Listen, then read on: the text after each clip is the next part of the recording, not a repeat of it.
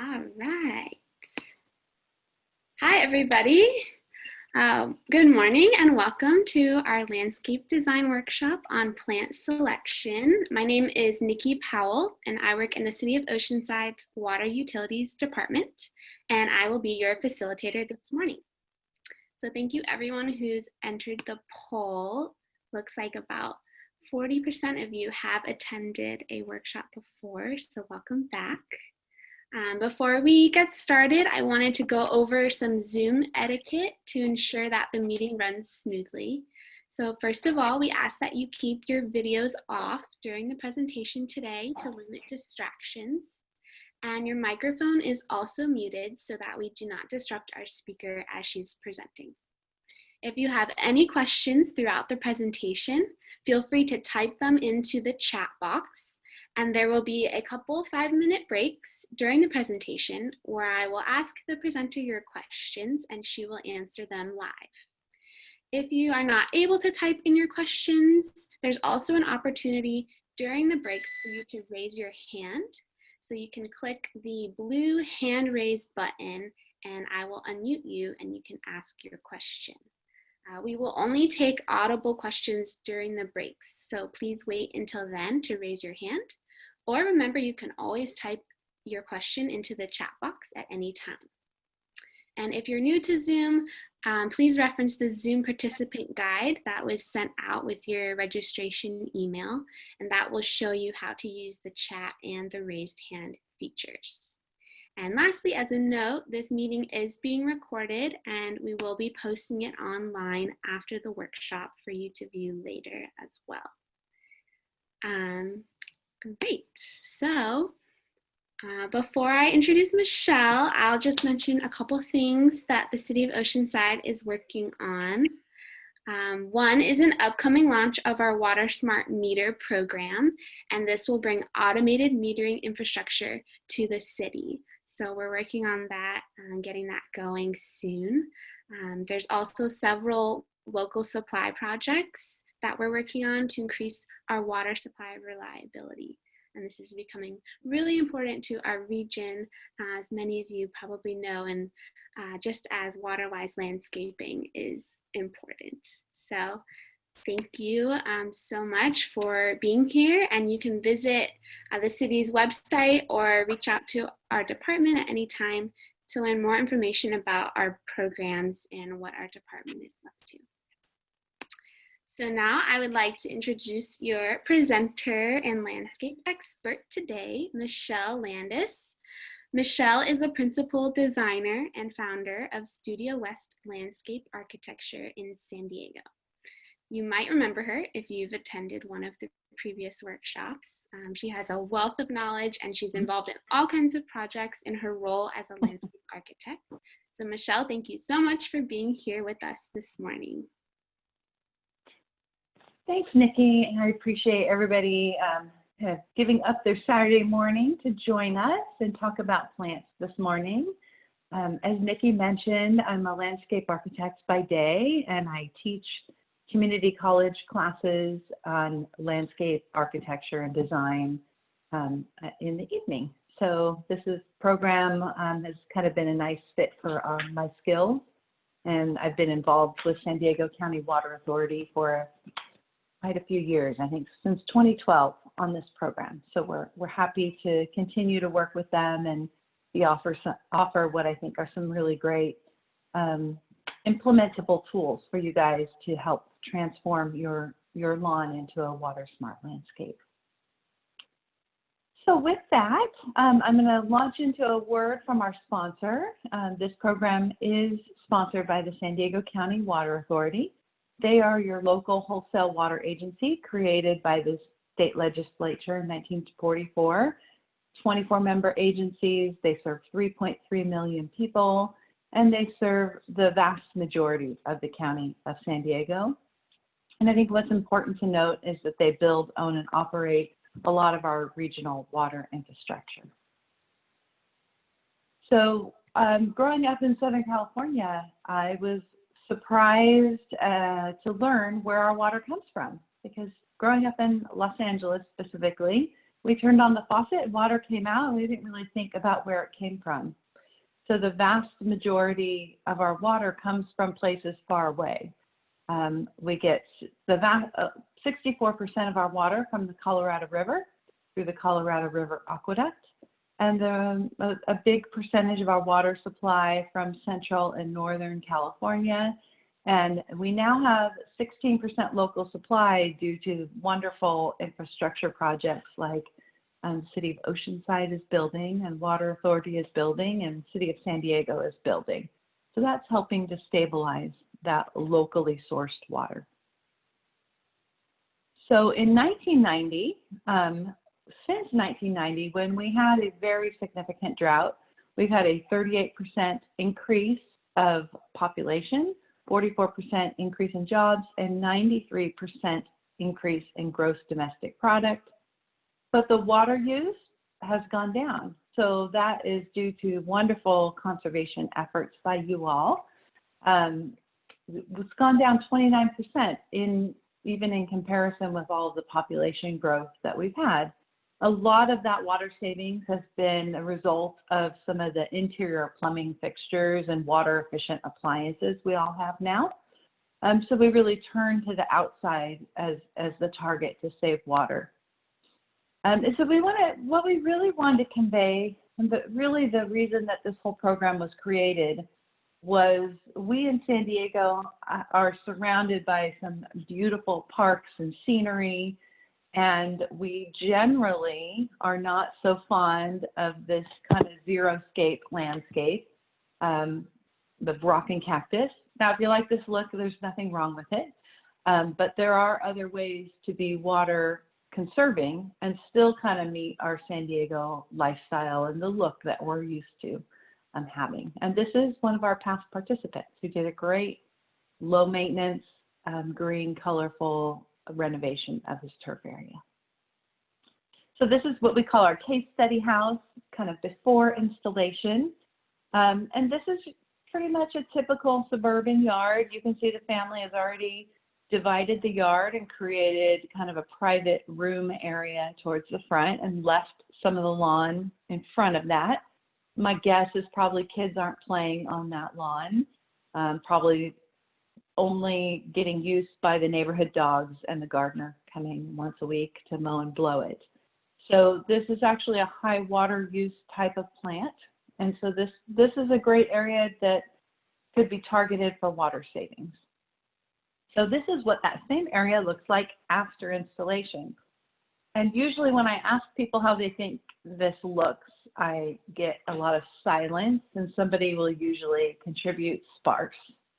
And that would be the correct answer. At planting, generally, sometimes these landscapes can look pretty sparse. And one of the reasons that's so is that most people want a low maintenance yard in addition to a low water use yard. So this has been designed and planted according to how large those shrubs will get at maturity. So this is after initial planting. Here's about 6 months after installation. You can see this ground cover starting to fill out. These lower shrubs are starting to fill out. This is about a year after installation. Now you can see the ground cover is almost all the way filled out to its edges of the sidewalk and areas. These middle ground shrubs have really filled out nicely and filled in that space. And the tall shrubs in back haven't really kicked in yet. Oh, so at 2 years after installation, that is what we consider the end of establishment. We generally look for 2 rainy seasons after installation as our establishment period. And now you can see that these shrubs are pretty much in their full size, and that sparse looking landscape, everything's filled in nicely because it's been planned for their mature sizes. And that becomes a very low maintenance landscape because you're not out there constantly pruning things to try and make everything fit in a small space. So some details of this landscape, there's some pottery and some boulders, different textures of plant materials. We'll be talking about plants specifically in this lecture, but those sometimes can add a lot of interest to a low water landscape. So quick overview of our program. This program originally started with the WaterSmart Homeowner's Guide to a WaterSmart Landscape, and that's this document. It's also available online on our resources page, and it's a step-by-step guide of how to transform your turf into a WaterSmart landscape. And it was a popular publication, but people really wanted some more actionable skills. And so the 4-class landscape makeover series was put together, and that is still available. It's actually, we just opened up registration. We're going to start offering classes in the fall again before this very popular series. And in this series, you attend 4 classes, and then you get some one-on-one help with industry professionals on your design. So we'll look at the registration page, but there's some qualifying factors, but a really great program. And then what happened was a lot of people couldn't qualify for this, or they couldn't commit the time for four weeks of classes. So we created both landscape makeover on demand videos, which I'll show you about. All of these items can be found at landscapemakeover.watersmartsd.org. But these videos will really work well to support some of the topics we're going through today. I mean, it's kind of a fast-paced clip to be able to teach you enough actionable skills in 3 hours. So these have a lot of demonstrations and support. They're designed for the YouTube crowd, and that they're about 5 minutes each, and those can be found at our program website. And then this was our original Design for Homeowners workshop. It's kind of a review of the step processes and has a focus on soils and site planning. We've got the design special topic, which I think probably some of you attended a month ago, and now we're looking at the plant selection one, but some other topics available too. Here's what our website looks like. So under resources, that's where you would find that a PDF of the original step-by-step guide. Here's the videos on demand. If you wanted to apply for the 4-class series, you could do so here. If you click on the design workshop, which is what you're attending here, I think it is on that tab that the links to the full-size PDFs that you're seeing can be found. If they're not here, then they're over on this resources page. So there is an application. We fill from the wait list first, and then we'll be opening up to the general public. So if you're interested in that one-on-one, more one-on-one intensive support, there's some eligibility in that you have to have living turf. There's a minimum square footage. You need to have a working irrigation system, a commitment to attend the classes. The lectures will be held virtually, and then you'll have a one-on-one design coaching session. We're doing those, giving people an option for live one-on-one at our office, or through video for people who might be immune compromised and not comfortable going out. So a couple options there that we've been developing over the last couple months. So really great program. And a willingness to convert your turf within 6 months. It's another eligibility requirement. So today our topic is plants, inspiring choices for our region. It's a 3-hour tour of understanding plants and how they're named and kind of the horticultural components of it. Selecting plants, designing with plants, and installing plants are covered today. So our workshop goal with any of these workshops is helping you guys develop the skills and knowledge necessary to be successful in your own endeavors in your yard. So usually people take these classes because they're looking to conserve water, and they want to learn how to select water efficient plants, learn how to research plant characteristics, how to install the plants, and how to schedule your irrigation to support your new plant's healthy growth. So quick review. I'm going to try and go through this a little bit quicker than, I know a portion of you have seen this before. Just kind of a review of the steps and why water conservation is important in our region. So this map is what we call an evapotranspiration map, which is a big, long, fancy scientific word that really means plant sweat.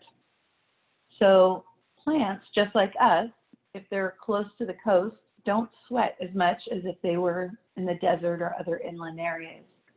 And so we're very fortunate in California excuse me, to have a wonderful CIMIS system that actually monitors how much water plants need. And so the studies have been done based on cool season turf. And what they found is that along our coastal strand, so like La Jolla, Imperial Beach, Oceanside is right on the cusp of coastal zone 1 and zone 4. To maintain healthy cool season turf, you would need to add 33 inches of water a year. If you move out someplace like Poway, which is in zone 9, for that same cool season turf, you would have to apply 55 inches of water a year to keep it looking healthy. So great resource available on water use in your area. And that leads into why water conservation is important. We generally get about 10 inches of rainfall a year, plus or minus.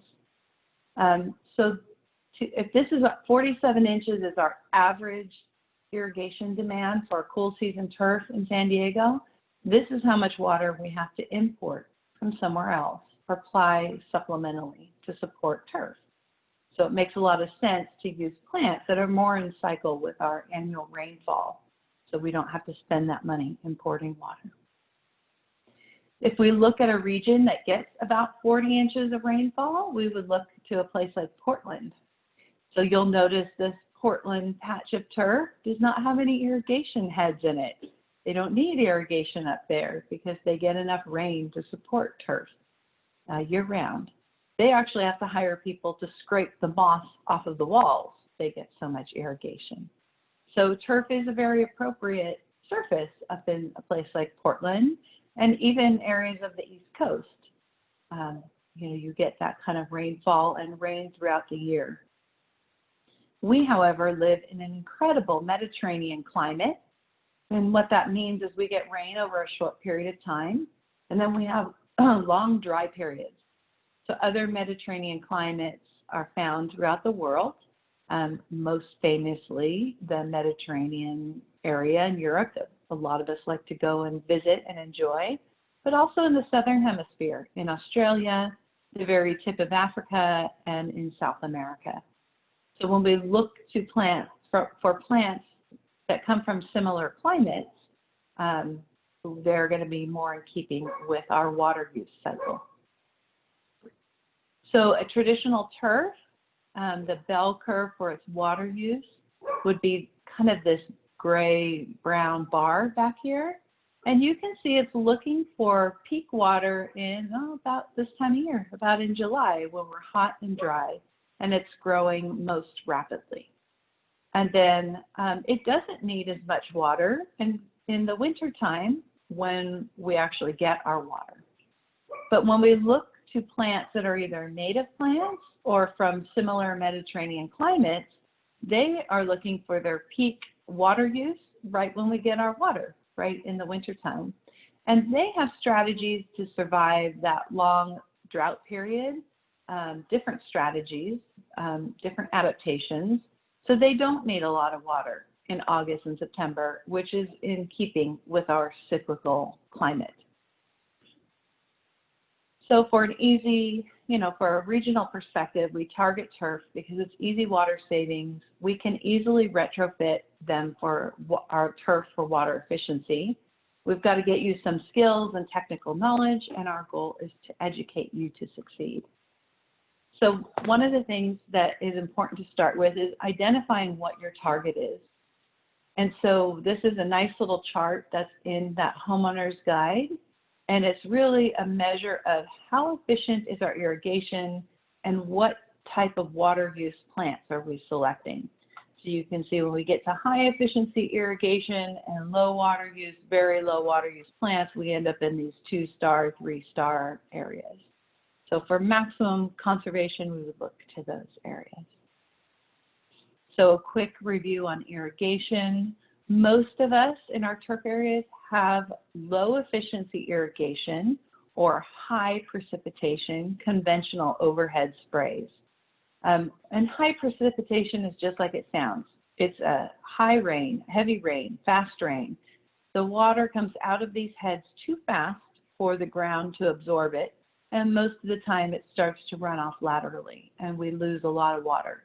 And the water's not making it to where our plants need it, down into that soil root zone.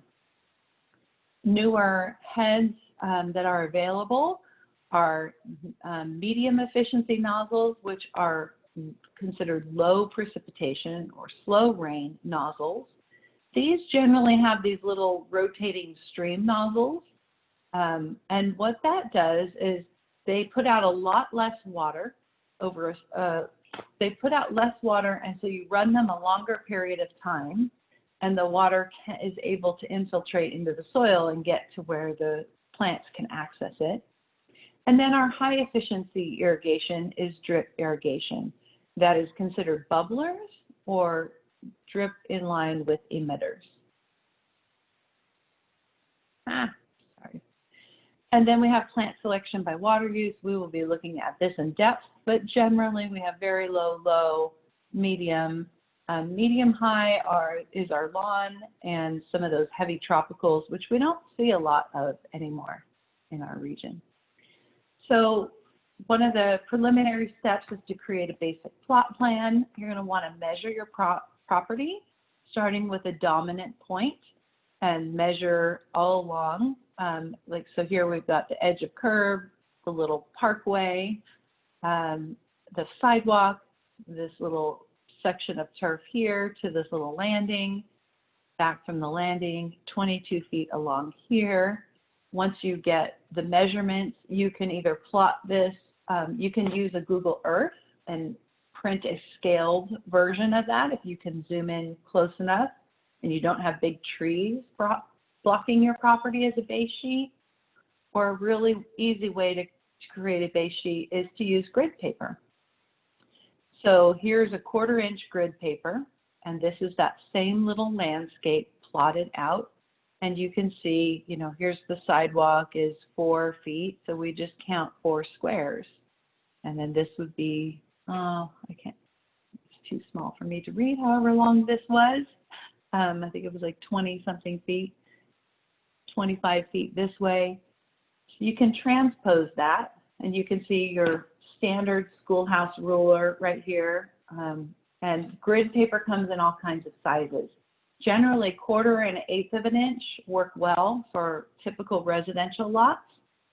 When you have larger properties, we would go to grid paper that's what we call 10 grids per inch or even 20 grids per inch, because we need to get more landscape on that piece of paper.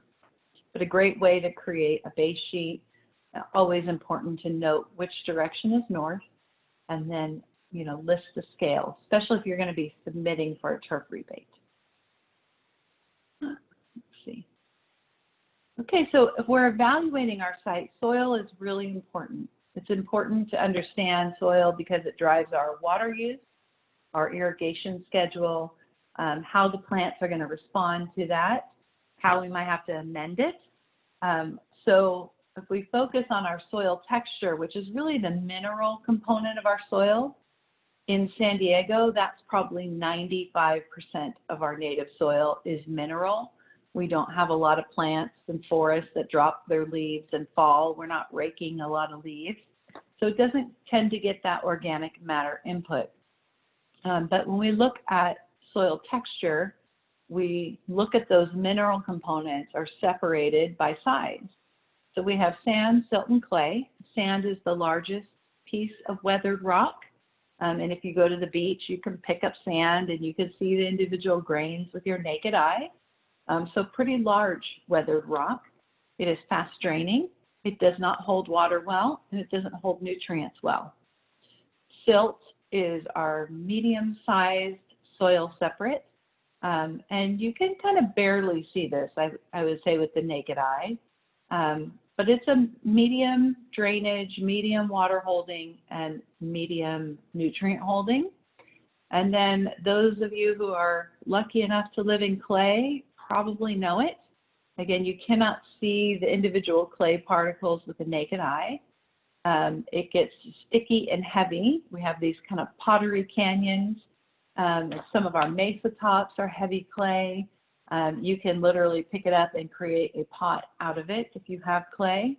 The good news is not a huge percentage of San Diego has clay. Most are in this medium range. So it is very slow water draining. Once it gets wet, it holds water really, really well, and probably for weeks. It also holds nutrients well.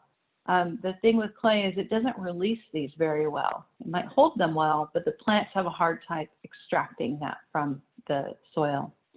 Most of us in San Diego have this medium, or we have a mixture of all the types, which kind of responds like a medium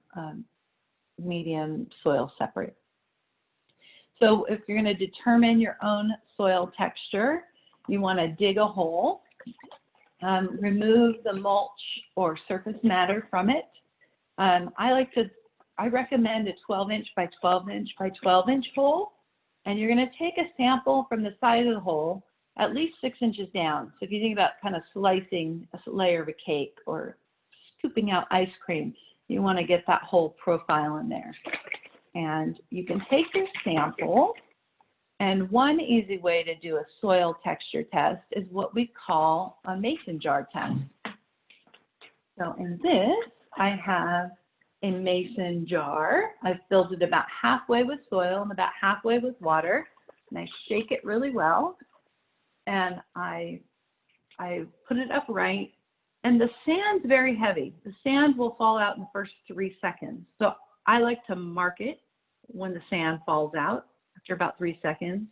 The silt will maybe emit about 2 minutes or so. Will settle out so you can mark it. And the little fine clay particles will take anywhere from a day to a week to settle out, depending on how small they are, how long they stay suspended. And you can see on the screen, you get these nice striations. The sand looks like sand, the silt looks like silt, the clay is kind of red. Usually what I find is that my layers are all from the same weathered rock. They're just weathered differently, so it all looks the same color. So I found that marking them, in those time frames is very helpful then to determine the percentage of each in my jar. So once you have this part done, you can go over to this nifty USDA soil texture pyramid. Easily, very common tool that's used in the industry. And you can use it to figure out your soil texture. Again, this is just the weathered rock portion of your soil, but that is the majority in Southern California. So say we have a 40% sand right here, and maybe 20% clay, and then that would be 40% silt left. That would put us right in that loam category. And this is really this kind of sandy loam, silt loam. This area is where you really want to be. Clay loam we can work with. That's a little bit tougher. But if we fall right in this area, that's a soil that can support a lot of different types of plant material. Oh, and that was our break. So we'll take some questions. Yes, if anyone has questions, you can chat, enter them in the chat box, or I now will unmute people if you have questions as well. So you can click the blue hand raise button if you'd like to ask your question that way.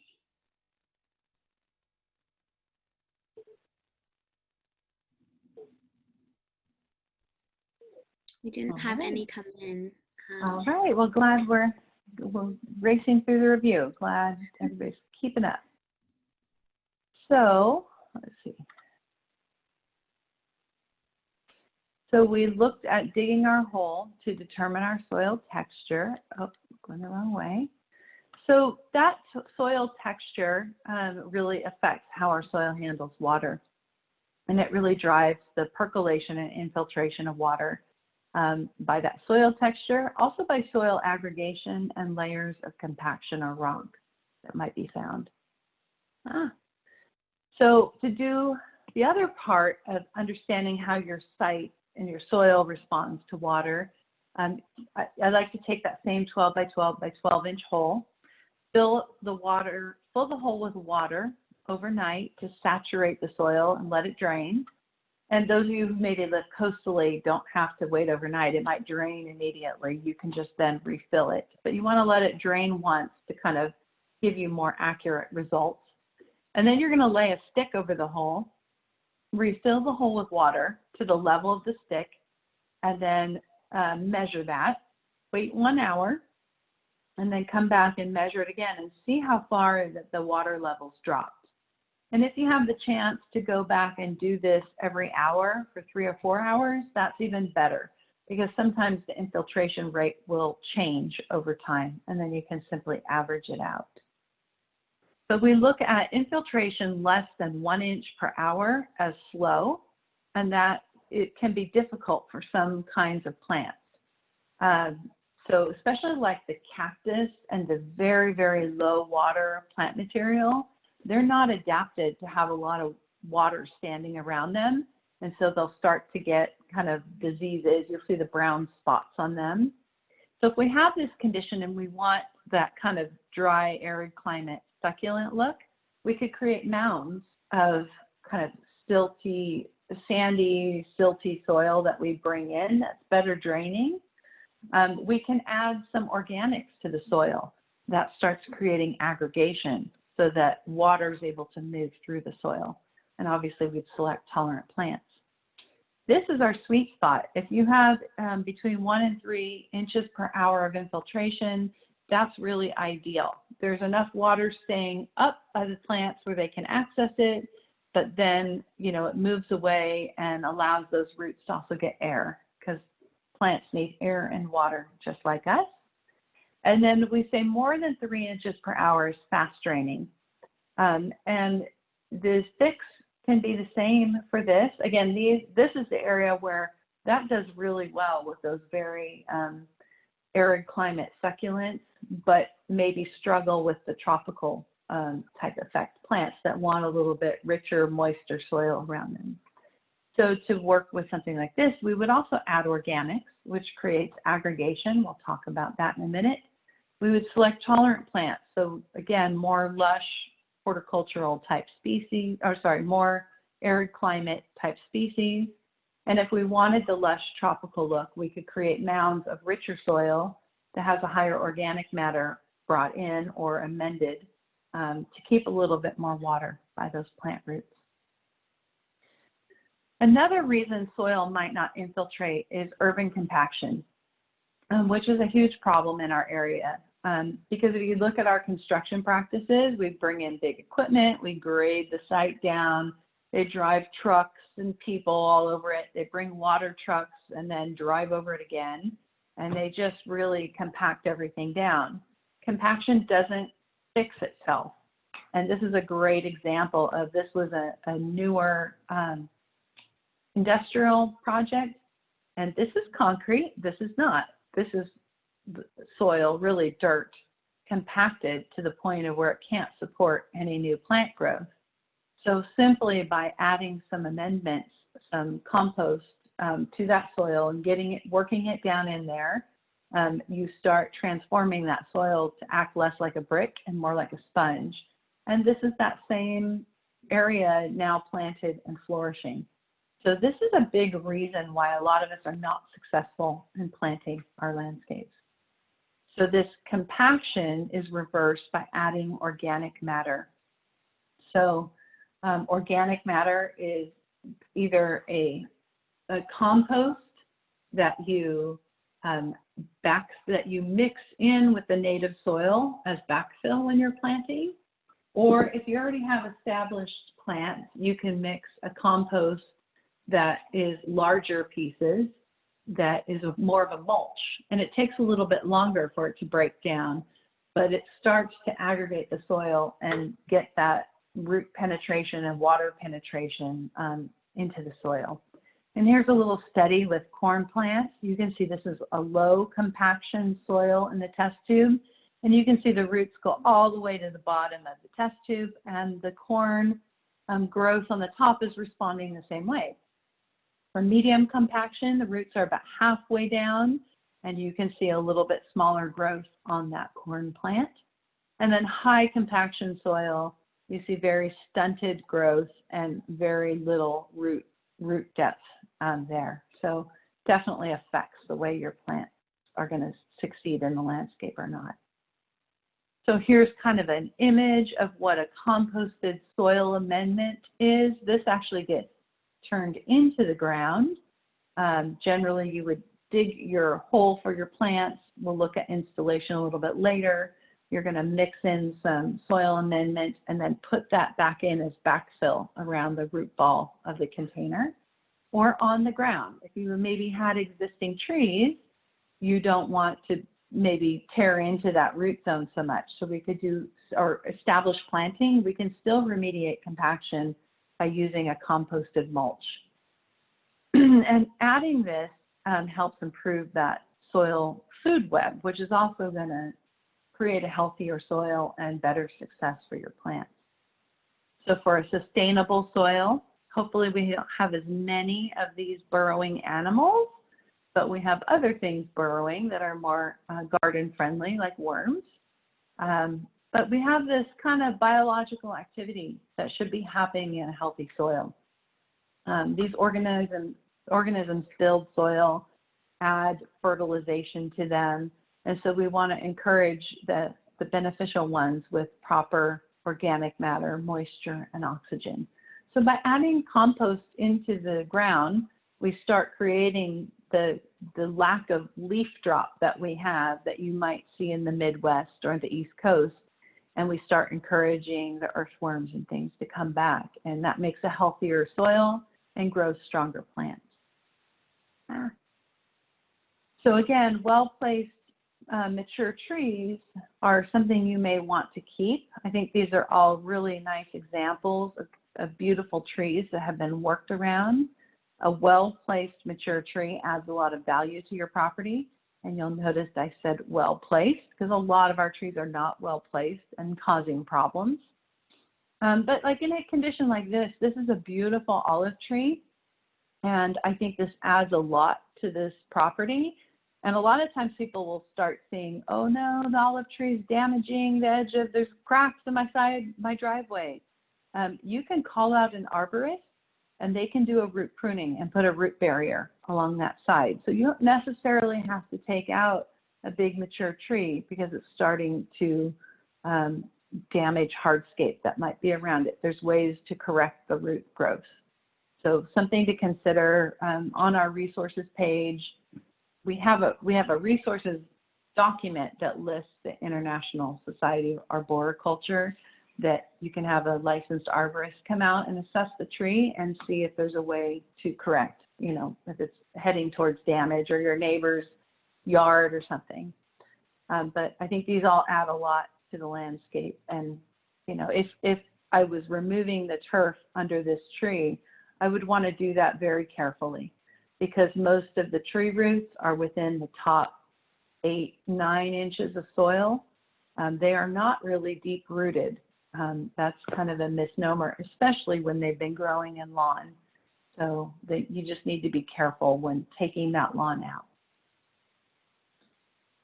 A little bit about plant science. We'll get to the installation where we talk a little bit more about the percentage of amendments and things. So quick little discussion on plant science. We have this plant classification system. And a lot of times it's much easier to refer to plants by common names. And for the lay person, that certainly is easier, but know that like butterfly bush can be like 5 or 6 different plants. So if you've done the research to select your plants, you can refer to it by butterfly bush, but also refer to it maybe on your plant list with your contractor by the scientific name. So you make sure you get the right butterfly bush that you planned for. So the naming system was actually developed in 1753 by a Swedish scientist, and it's called a binomial nomenclature, or two-word system for all living things on the planet. Names are in Latin, and we generally capitalize the first letter and show it in italics. So this would be Pinus torreana. Torrey pine would be the common name. That's our locally endemic tree on the coast. I'm sure many of you have been out to the Torrey Pines Reserve. And so sometimes our plants were named after famous people. So for example, the Torrey pine was originally identified as a new species by Dr. John Torrey. And back in the 1800s, he was a very noted East Coast botanist. And what happened is, as the survey crews were coming to survey California, the survey crews, it was like when we became a state, realized that this pine didn't look like anything else they'd seen before. So they sent a sample back to the East Coast to Dr. John Torrey, who identified it as a new species of pine. And then the people who discovered it named that pine in his honor. Anymore, we don't name plants after people. So Bill Gates is not going to get a plant named after him. It's not kind of allowed anymore. So now plants are named after characteristics of the plant. So Morus alba, which should be italicized and it's not, is called the white mulberry. So, and it's named off this characteristic of the fruits being these white fruits on there. So it's kind of, a lot of times when you start to dust off the Latin, a little bit of Latin you maybe learned in biology years ago, you can start understanding this, that the Latin names actually are describing the plants, and that helps you be able to remember them. So generally in the horticultural world, we are concerned with the family, the genus, and the species, but know that there's this whole system up above it to identify each and every living thing on our planet and minimize confusion between species. So if we look at just the plant kingdom, we have non-vascular plants, which are kind of our mosses and liverworts, and then the vast majority are vascular plants. And then we have flowering plants, non-flowering plants, and then these are our more prehistoric, our spore-producing plants. So divisions within it, and then we keep going down into our genus and species, which is what you would find labeled at your local nursery. So here's an example of all the different names we would have, and we would get down to Quercus agrifolia for our coast live oak. So part of plant science is also understanding the anatomy of the plant. So all of our vascular plants have those are everything but those like mosses and liverworts, have a similar plant structure. They've got our leaf blades, usually buds come out of the leaf blade joints. Usually there's flowers at the terminal ends of the plant. You've got your main root that kind of goes deep to get the plant established, and then these lateral roots kind of take over once it's anchored in place. And these are the little root hairs that uptake and exchange oxygen and water and minerals and food for the plants.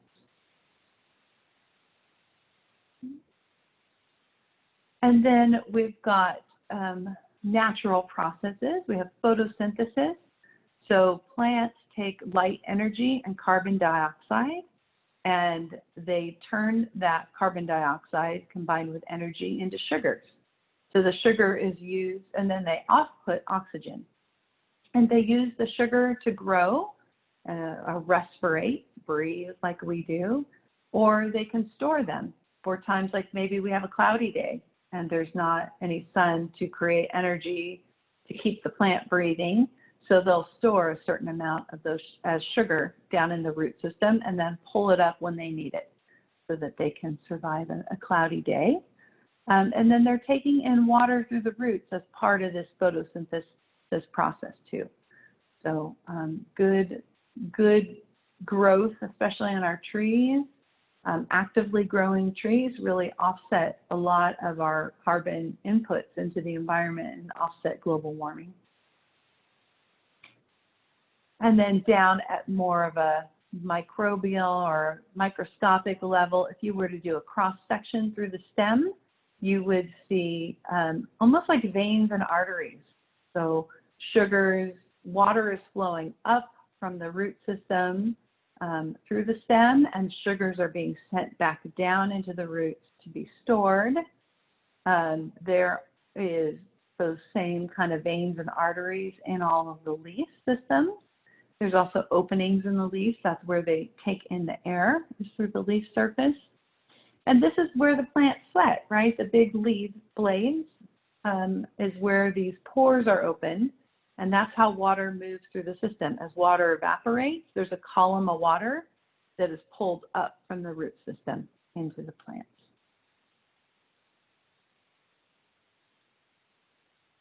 So we kind of focus on our flowering plants. We have two different categories. They're called monocots and dicots. Basically, our monocots are strappy leaves like grasses, palm trees. A lot of our bulb flowers are monocots. And then dicots are more of our traditional flowering plants. So monocots have bundles of fibrous stems. If you've ever cut a palm tree, it doesn't have tree rings like we see with our hard and softwood trees. It's got this kind of fibrous root mass, and that's because these arteries and veins of the plants are scattered throughout the entire trunk, versus a tree or a traditional dicot plant. The active veins and arteries just exist on the very outside. So it can be kind of easy to damage these plants because their critical kind of water movement is located at the outer edge of the plant. Sometimes we need to describe our plant. Maybe we have a plant in our yard and we're trying to describe it to someone, and because we want to know what species it is, because maybe we want more of those. So some of the language that we use is the arrangement of the stems on the arrangement of leaves on the stems. So we would call this an alternate arrangement. This would be an opposite arrangement.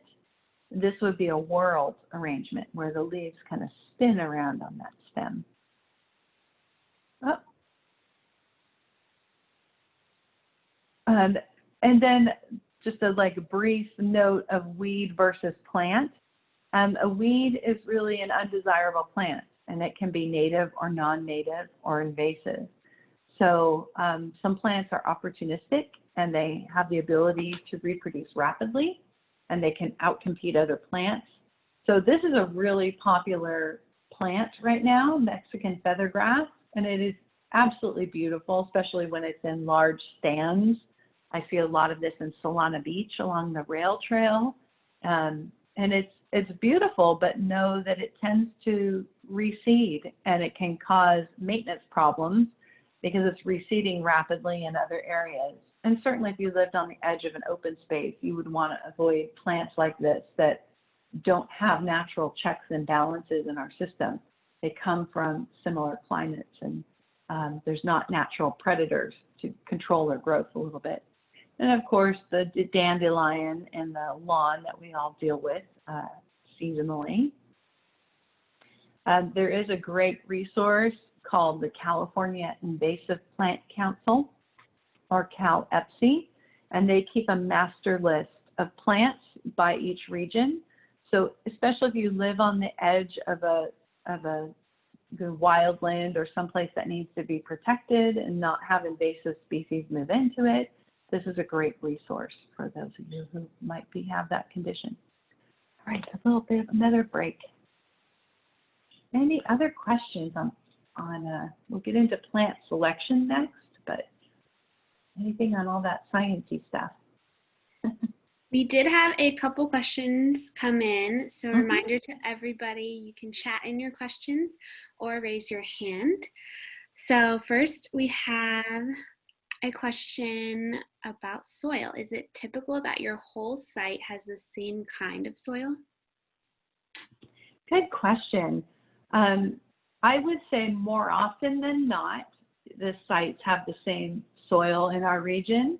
And sometimes your native soil might exist under 6 inches or so of imported soil, especially if you have a newer house. Because if you have, like my house, I'm on expansive soil. We're on a clay loam, which is not good structural support for a house foundation because it expands and contracts as it gets wet and dry. And so what they do is they over excavate the site and they bring in what's called a structural soil, which is like a sandy loam.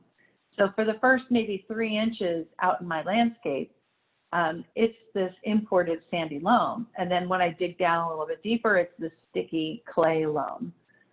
So that can happen. And then, you know, like I know Poway and Carlsbad, I hear a lot of people say, oh, God, I have this band of clay that runs through my soil.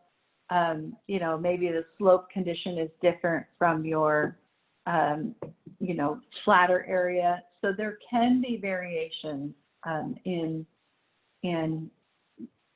kind of the soil on a site. Generally, so for this series, we're teaching you about your turf area, so you could just take the soil sample from your turf area. But sometimes we do what's called an aggregate sample and send it off for testing, and that picks up the differences and kind of finds the median recommendations for soil amendments between that. And I think we've got some information in this about soil testing down the way. But good question. You can have multiple types. If you're worried about it, just do several mason jar tests, you know, around your site. And I would say lawn areas generally have an amended fill that was brought in originally, and they have a lot of, you know, you've fed a lawn a lot. It's got a lot of root fluffing. It tends to have a higher organic matter than some of the areas that aren't planted with lawns. Great. And a follow-up to that, for someone who does have a lot of clay in their yard, they're wondering what is a good amendment for clay? Yeah, the best amendment is actually for no matter what type of whether you have sandy or clayey soil, is a humic compost. So again, this, I don't know if you can see it, but it's a very, very fine amendment. And the way that this is created, and this is actually from AgriService up at El Corazon facility by you guys. So City of Oceanside residents, you're so lucky because they give this away for free to you as homeowners. So really nice, high quality compost amendment, or compost mulch if you have that existing plant condition. So what the way this is prepared is the company El Corazon takes in landscape trimmings and they put it in big windrows, and they use these big machines that come in and they let it heat up to a certain internal temperature, and they come and they fluff it every so often to keep the temperature stable so they don't create a fire. And then after it's kind of cooked for a while with that internal temperature killing all pathogens and weed seeds, then they screen it, and they put the little screen stuff in one pile and they put the bigger screen stuff in another pile. But they've both been through this pathogen reduction process, and it starts the plant material be ready to break down and start feeding the soil. So that kind of mature composting process is your quickest start at changing your soil type.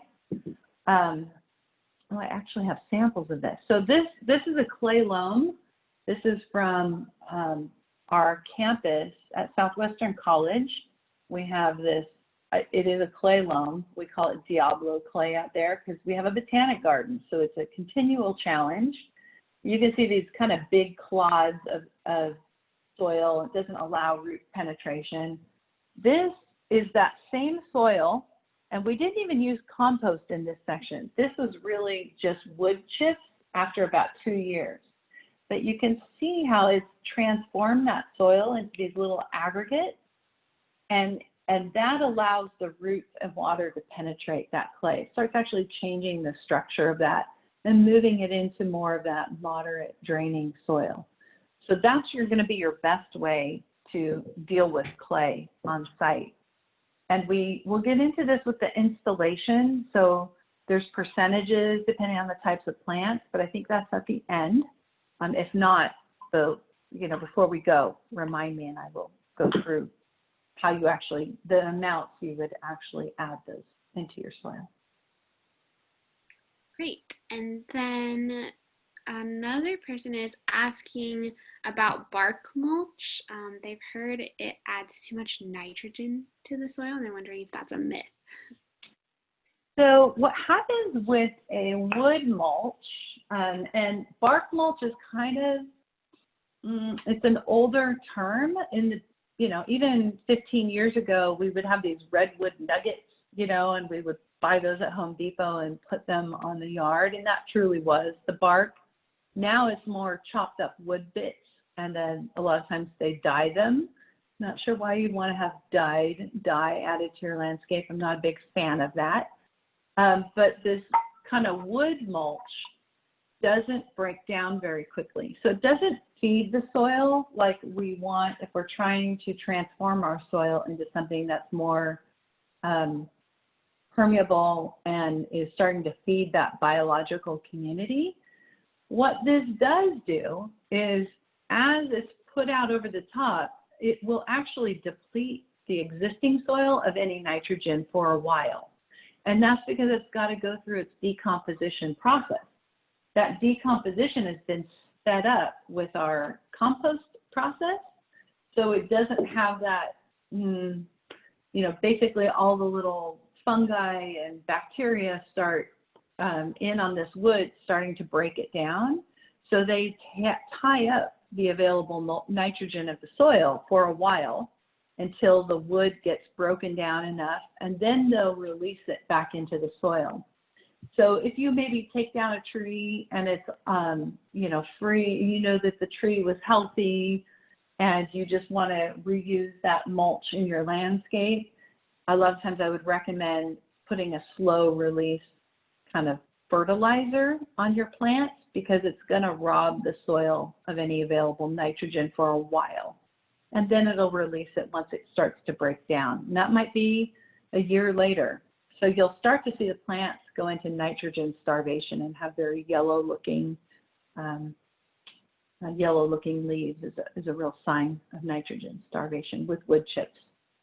Be careful. I know a lot of people see their neighbors are taking down a tree and they go talk to the guys, and instead of taking it to the dump, they can just dump it on their yard.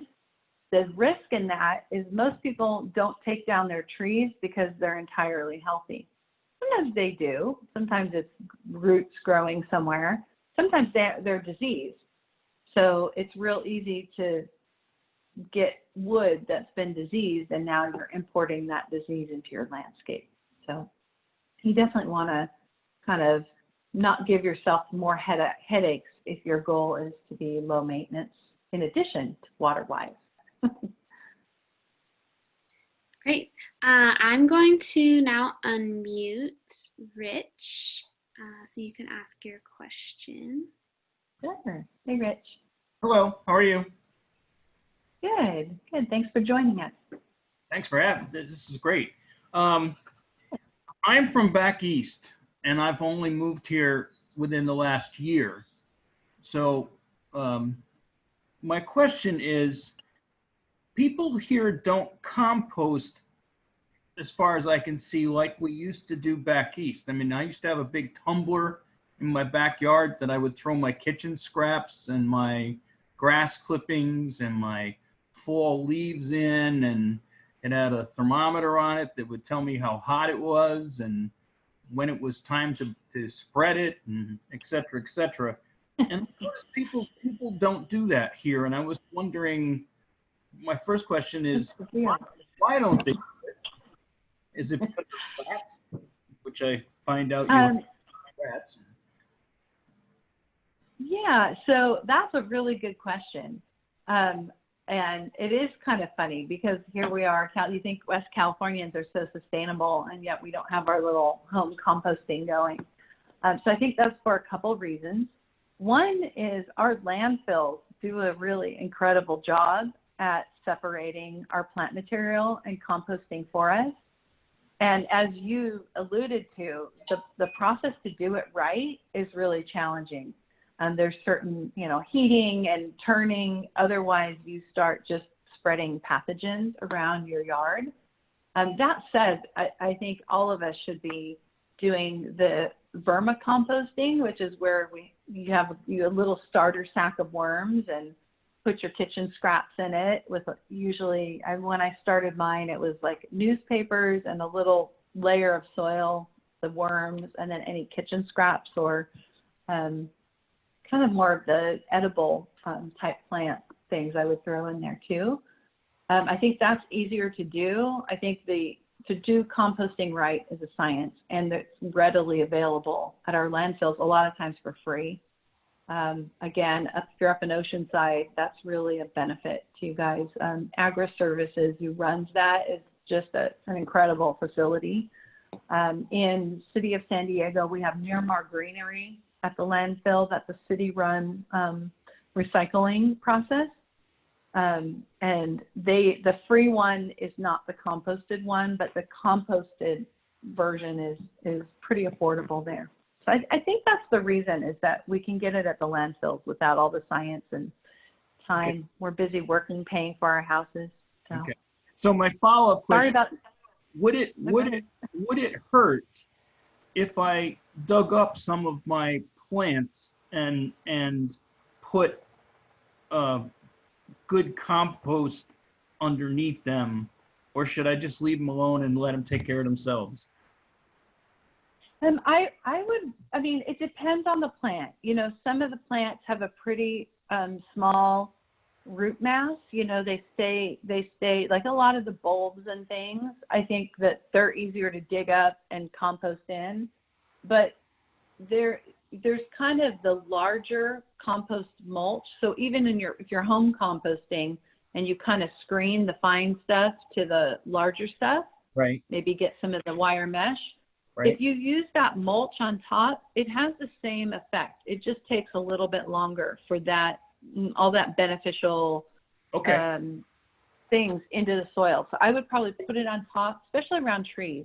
If you have trees, you don't want to be digging in and disrupting the fine roots. We don't, as you know, we don't get a lot of water. So a lot of our low water plants, the roots can be, especially our natives, they're really touchy roots.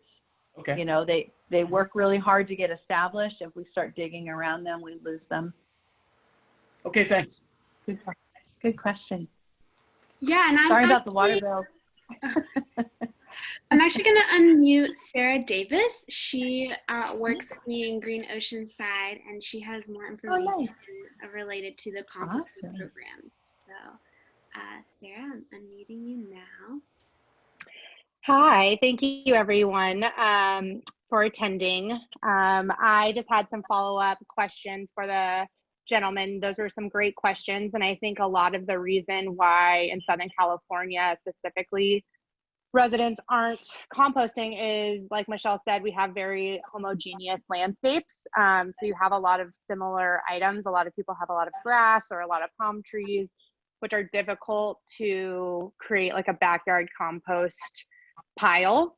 The city, however, does offer master composting series. So similar to what you're providing right now in your makeover series, we have some composting workshops where we do offer rebates for compost barrels. If you're interested in doing some backyard composting, we offer some vermicompost classes as well, and so does Agri-Service. So if those are things that people are interested in doing, Green Oceanside and the city in partnership with Agri-Service does offer those resources. In addition, we are the only city in San Diego that composts our green waste. So when you are putting it into that green barrel at your house, that goes to Agri-Service and they compost it for you. And that's why we're able to provide that resource back to residents as free compost. The agri-service El Corazon is not a landfill. It is a green waste facility. Our landfill is actually up in LA, so it's a separate system, and that's why we want to make sure that when you guys are separating at your home, you're really putting the trash material into your gray bin and the green material into your green bins, because there is no separation once it goes into that landfill. So I just wanted to clarify that. But thank you all. Yeah, thanks, Sarah. I know you've mentioned that before, that it's just a green waste facility, but I didn't realize it's not like here in Otay, we have our green waste with agri-service and the landfill together, and I kind of envisioned it being the same. So that's new information for me. Very interesting. Yes, thank you, Sarah. I think what we'll do is keep going now with the presentation, and I know there are a few more questions that came in, and we will have another break coming up, 2 more actually. So you will get an opportunity to have your question answered. But thank you everyone for participating and sending in your questions. Yeah, and just to let you guys know, we'll stay here as long as needed at the end and answer all your questions. So not a problem. Okay, now for the fun part, designing the landscape and plant selection. So creating our plant palette, it can be really difficult in Southern California because we're blessed by this incredible climate, and we add supplemental water pretty much with anything we choose. So we can choose from thousands and thousands of plants, and that can be overwhelming. And when we first started running the 4-class series, that was the challenge that our participants were continually coming up with, was they were just overwhelmed by the number of choices that they had. So we created some plant palettes to help kind of get you thinking about maybe groupings of plants and how they might look together as a kind of a jump start, kind of seeing what you like and what you connect with. And so when we select our plants, we're looking, are they climate appropriate? Because hopefully we want to kind of have plants that aren't using as much as turf or other high water things that we have to pay a lot to import water on. What do you like? What's your personal preference? What kind of look do you want? Does it make sense in the location? Does it fill a function of design? So again, we talked about this already, that we select plants. The most water efficient plants come from similar climates, and those are Mediterranean climates. Not sure why these little marks are all over every slide. And so we talked earlier about our plants from these Mediterranean climates having specific adaptations of why some of the things that they've developed to be able to survive that long drought period that runs about 8 months a year for us. So some of the strategies that plants use to survive that without supplemental water or with very little supplemental water is they might develop succulent leaves like a lot of our cacti have. They might develop very silvery leaves, and that reflects a lot of the sunlight. They tend to develop very small leaves, and so they don't have a lot of surface area for the sun to beat on and sweat off moisture. They might have a leathery or waxy coating on them. They might go drought deciduous, and this is a lot of surprise. A lot of our California natives, our true natives, out in the restoration areas in our region, go drought deciduous. So they turn into brown crispy sticks this time of year. And I have seen a lot of community native plant gardens who get very excited to plant native plants, and it looks glorious in the spring, and then in summer it looks a lot like this, and then they're not so fond of native plants. There are native plants that don't do this, but just beware that it can look kind of brown and crispy for a while, some of the plants. And then this is kind of an interesting feature. Some of our plants do what's called solar tracking. So in the midday when the sun is beating the most, the leaves point up to minimize the amount of leaf surface getting hit with direct sun. So they kind of follow the sun through the day. So we talked briefly on invasive species, but other plants to avoid, especially if you live near wildlands or fire hazard areas, are the invasive species, plants that might have a high biomass. A lot of our bigger palms, when the fire gets started in the crown, it will burn for 2 days, and they could drop a whole helicopter's worth of retardant on that burning palm and it doesn't get put out. So those are considered a fire danger. Something that has a high oil content. A lot of our conifers and junipers have a lot of oils in them, and so they ignite very quickly and burn very hot. A lot of the grasses, they're what's considered a flashy fuel. So they'll catch fire very quickly and burn rapidly. They don't burn hot, but they can burn and create a ladder over to other shrubs and catch them on fire. So if you live in a fire hazard area, beware of some of these kind of characteristics of plants. Again, we talked about, the idea of very low, low, and medium plant water use. Soil testing. So a lot of times it's nice to actually send a soil sample out to a horticultural lab for testing so that you really understand the different kind of nutrients that are in the soil and see if there's any areas that are lacking nutrients. And so it should be performed by an independent lab, not as a free vendor service. A lot of the landscape contractor suppliers will test for free, but then they do that right in their warehouse, and then they give you recommendations that are all based on very expensive proprietary types of amendments, when a lot of times you can get by with compost and other things are going to be a better amendment and a cheaper amendment for you. So we always recommend sending a soil sample to a separate soil laboratory. Generally, we test the site by creating what's called an aggregate sample.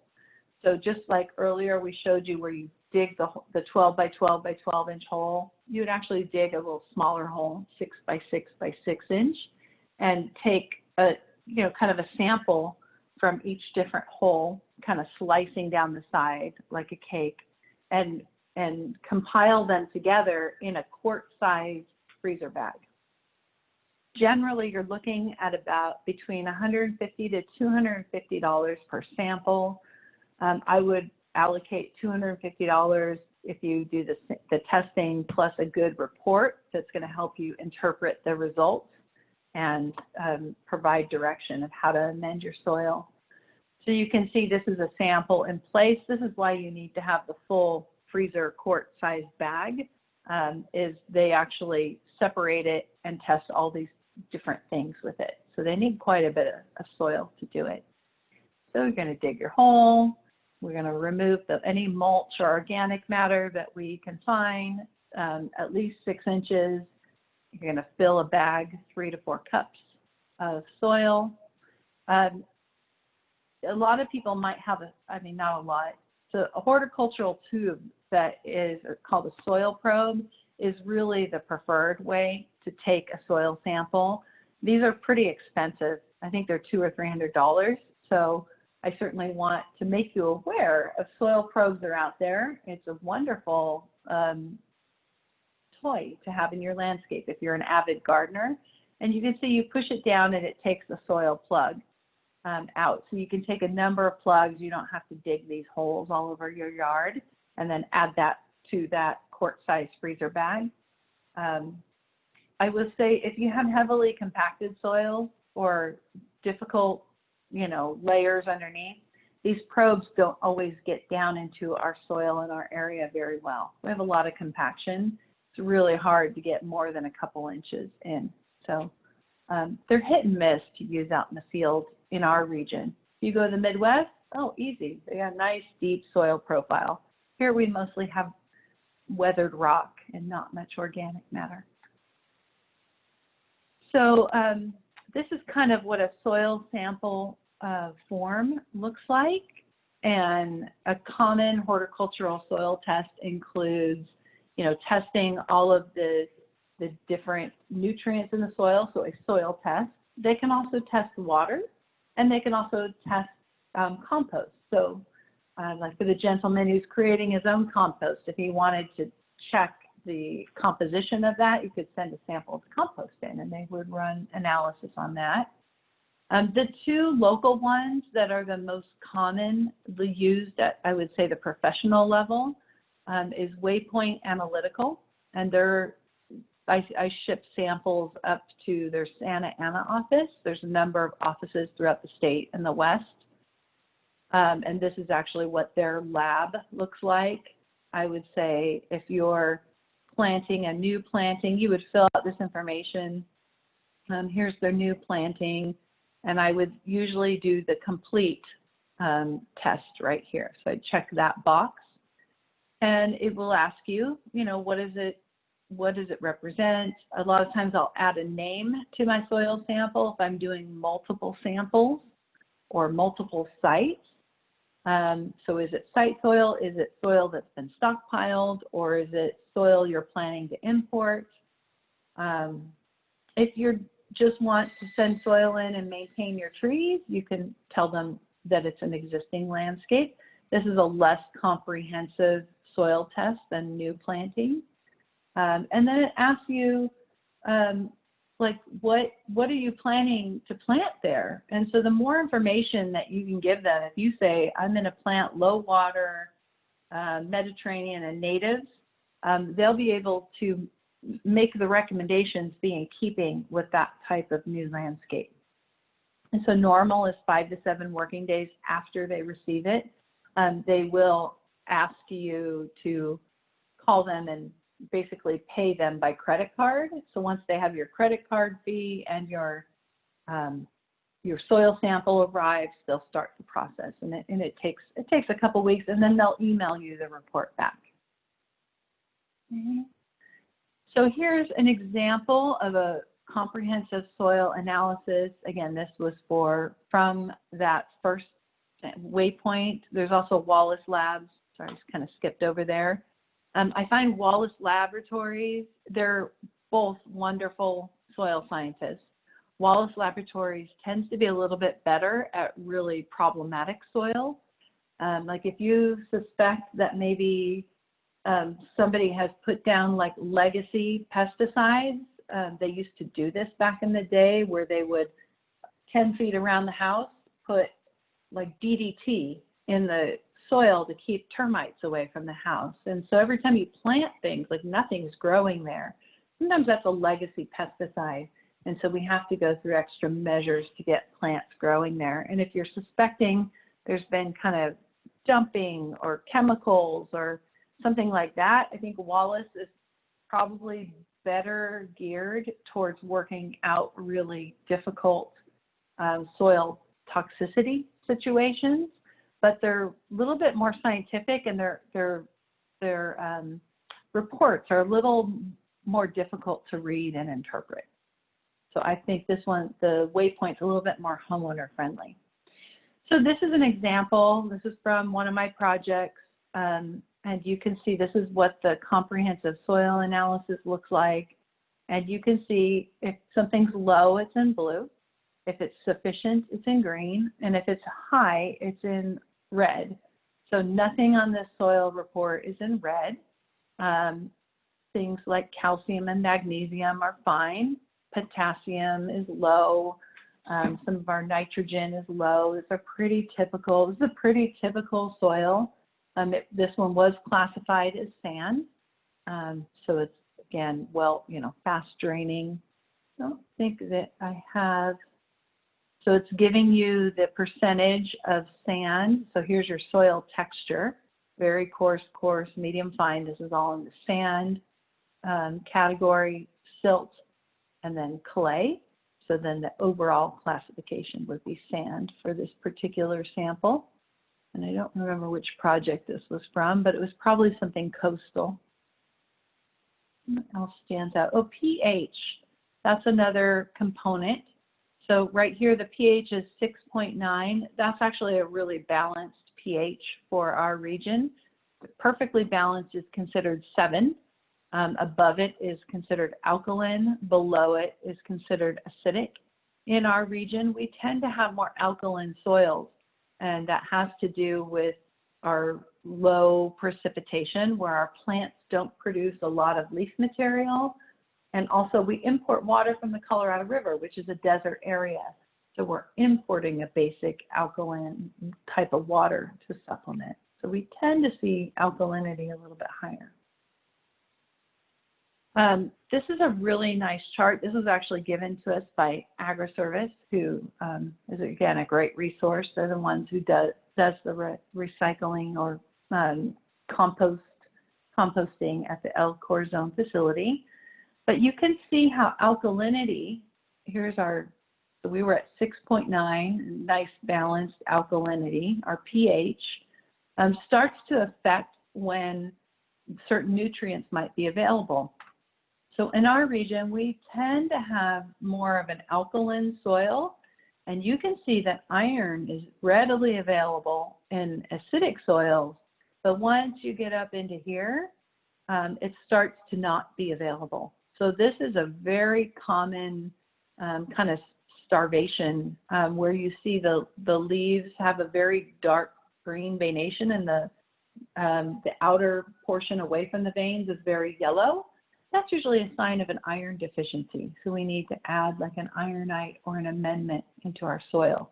And you can see if you have like an 8 pH, 8.5 pH, which is not uncommon in our area, that very little iron is available.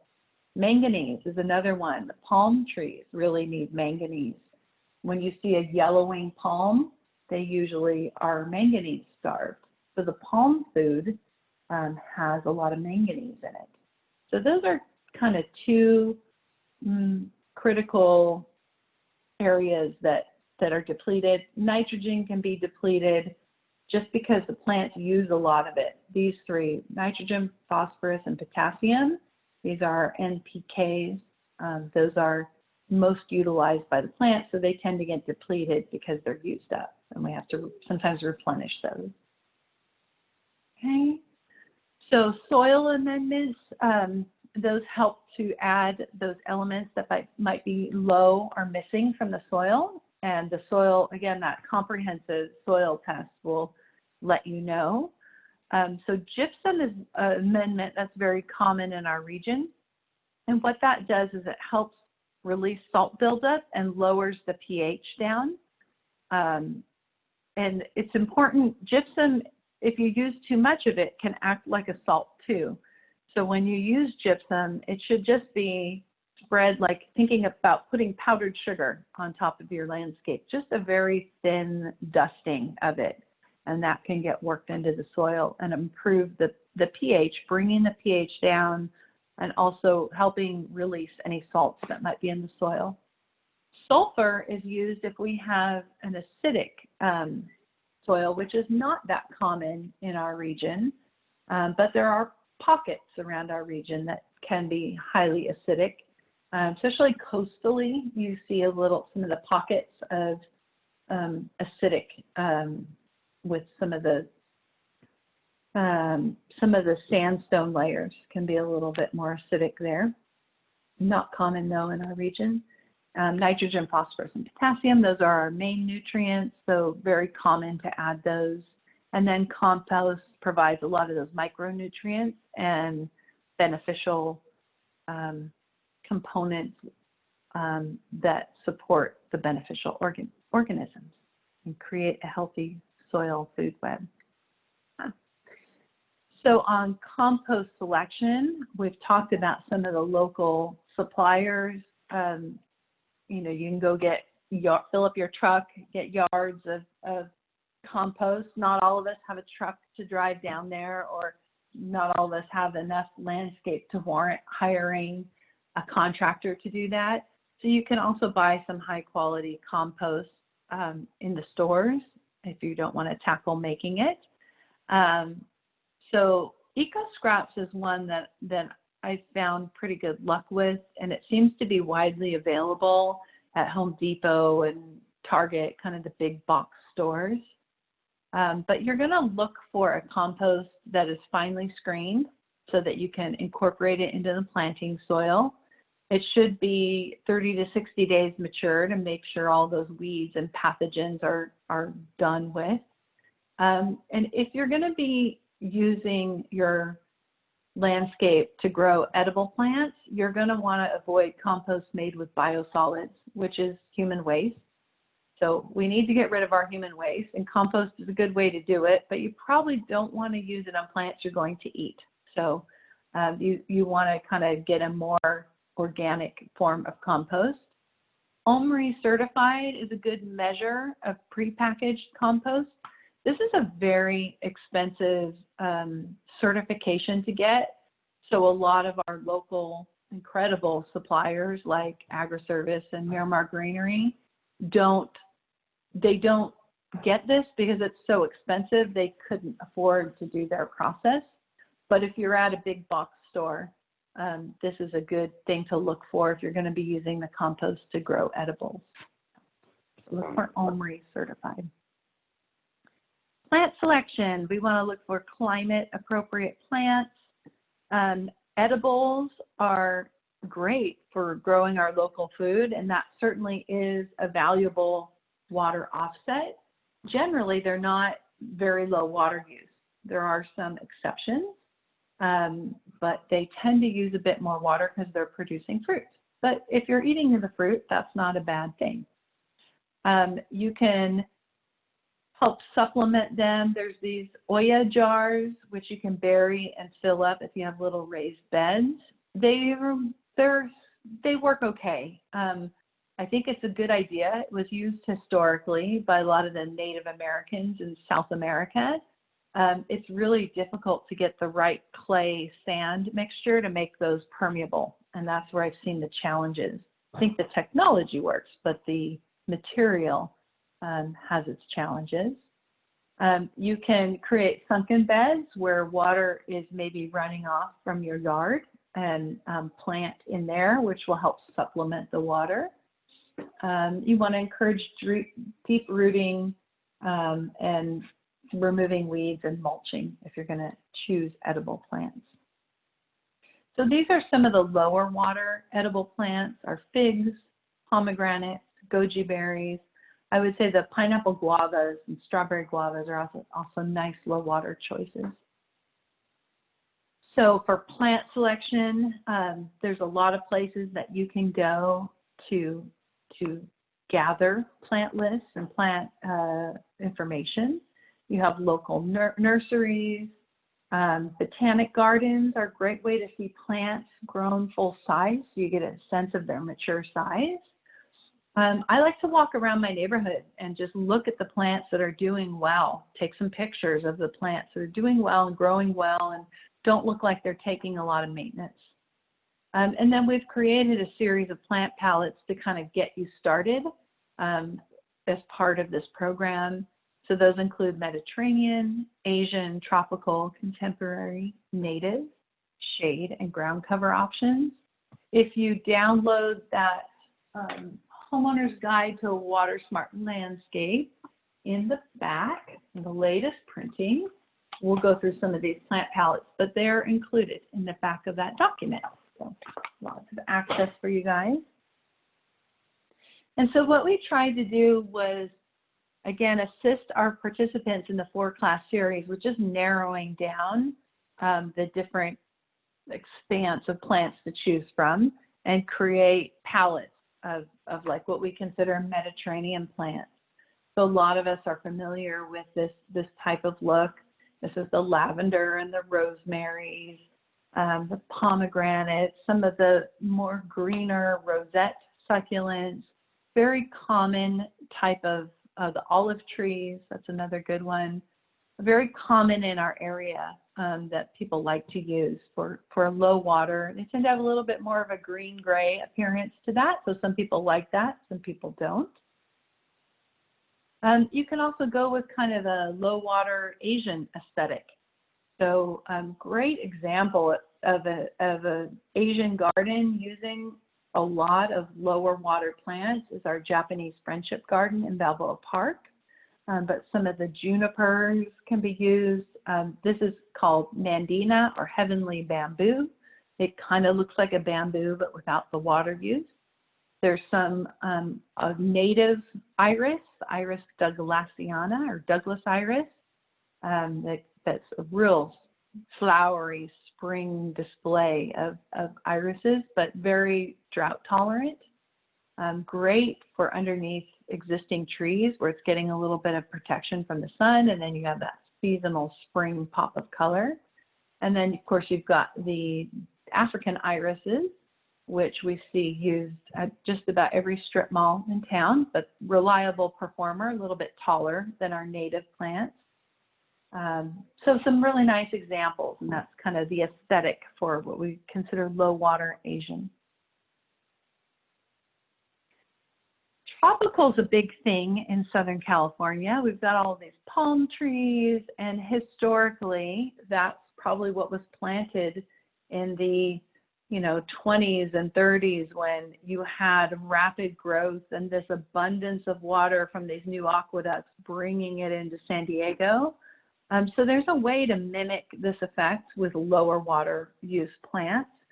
And I always like to say, if I think about the tropical rainforest that I've visited, the characteristics are the plants have a lot of color.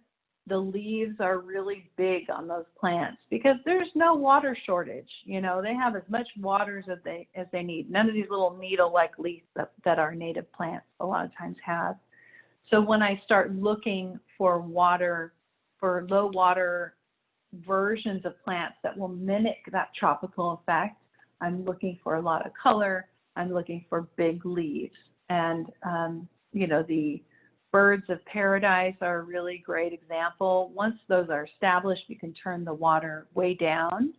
The crown of thorns is a really interesting. It just flowers year round. It is a succulent, but it has these big brightly colored flowers that almost bloom constantly. So it can add a lot of color. Lantana comes in all kinds of colors, yellows and the purples and the pinks and the blended, real nice green leaf foliage. If you have the drier shade, bromeliads can work well. They like well-draining soil, as does the plumeria. Coastally, the plumerias can take quite a bit of sun and well-draining soil. Bougainvillea, nice, colorful. We see that used a lot in San Diego. So we can really get that tropical effect without the water use. Low water contemporary.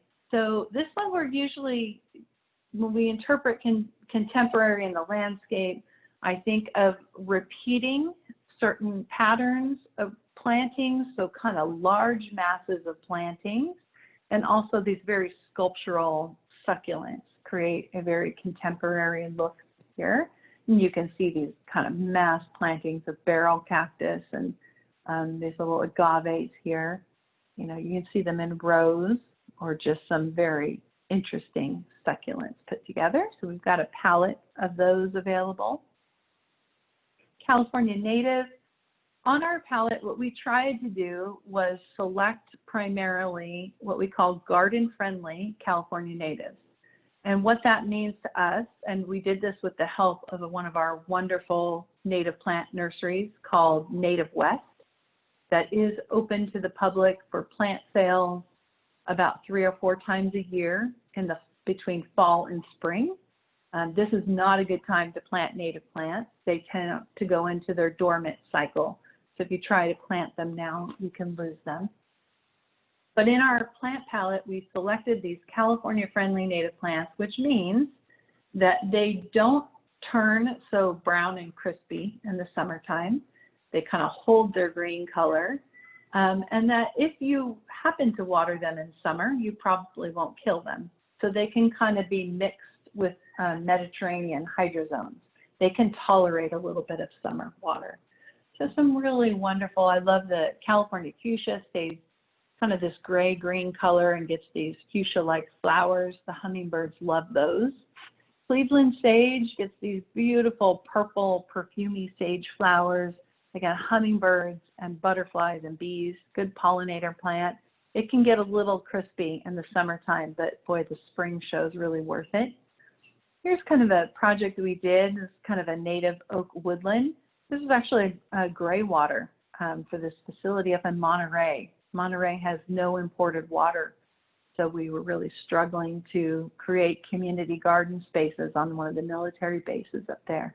But nice kind of grassy wildflower meadow with the oak trees, kept a nice green color all year round. These are all in bloom right now, all over, especially out in Santee, out towards Hamul. You see the fried egg plant, or Madalija poppy, nice and tall with these big, beautiful flowers. The toyon, or hollyberry, and this is what Hollywood was named after, the toyon plant, because when people settled from the East Coast, they would go walking through the canyons. It has a serrated leaf edge, so it's got like a sawtooth leaf edge, and people thought it was holly. It would get these red berries. So you see these around the holidays, or Christmas berry. That's another name for that one. So nice plant. Birds really like that plant. Come in for the fruit and the shelter. So what's so beautiful, mostly native plant landscape here, just absolutely gorgeous in the springtime. Natives are adapted for our climate, our soils. They provide habitat and attract wildlife. Some are deciduous, as we talked about, but they don't need summer water, little or no fertilizer, no pesticides, less maintenance. But there's a hillside that is glorious, just similar to this in the springtime, and that's what it looks like in August. I keep meaning to go. This is at Cuyamaca College. So I keep meaning to go take a picture of it in spring, but that is our true natives. A lot of the sages and things turn very brown and crispy. So just beware, do your research. Talk to Native West. They're really knowledgeable about their native plants, and you can start with our palette as a reference. Shade for plants for dry areas. So this is a tricky condition where we don't want to use a lot of water, but they don't get a lot of sun. So some of the bromeliads. And then there's clevia. You see these used a lot. Strappy leaf with a bright orange flower in wintertime. Adds a lot of winter color. Some of the scheffleras, so little green background plant. Dianella, these little clusters they come in variegated and green. So tricky condition to plant for. So we've got a plant list available for that condition. For walkable ground cover, that's another one. A lot of times people, they want to remove the turf and have the lower water use, but they still have dogs who like to run around or kids who like to run out and play ball. I would say these work pretty well to tolerate traffic. This is a newer plant. It's called Carapia. And they use this extensively to change out turf at Miracosta College up in Oceanside. So you could drive by that and see how it's establishing, but it fills in like a lawn, gets these little flowers. Rabbits love it. So you have to protect it. If you have a lot of rabbits in your area, you protect it with a little silt fence until it gets established, and then it can handle the rabbit damage. But so be cautious. I know a lot of you guys, I've heard a lot of comments about gophers and rabbits, and those are tricky pests to control in our landscapes. This one's called silver carpet. You saw this used at the edge of our case study plant and our case study property. So this is a nice walkable kind of ground cover. Gets these little yellow daisy-like flowers. It's only about 1 inch or 2 high. It works probably best if you're going to walk on it a lot to have it between stepping stones. But I have seen my neighbor take his dog out every night and play ball with the dog.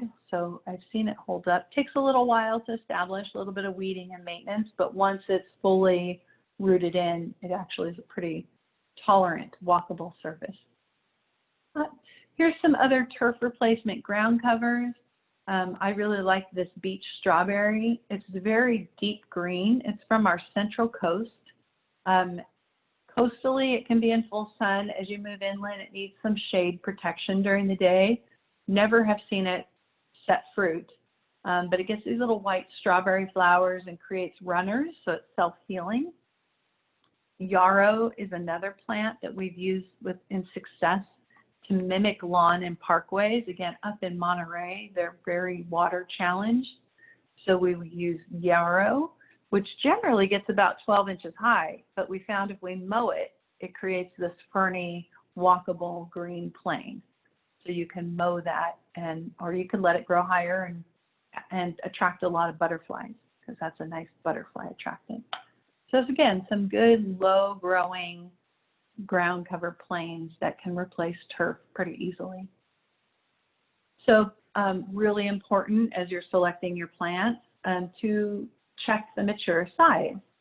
So such a cute little agave with its little variegated clusters, variegated stripes on the leaves.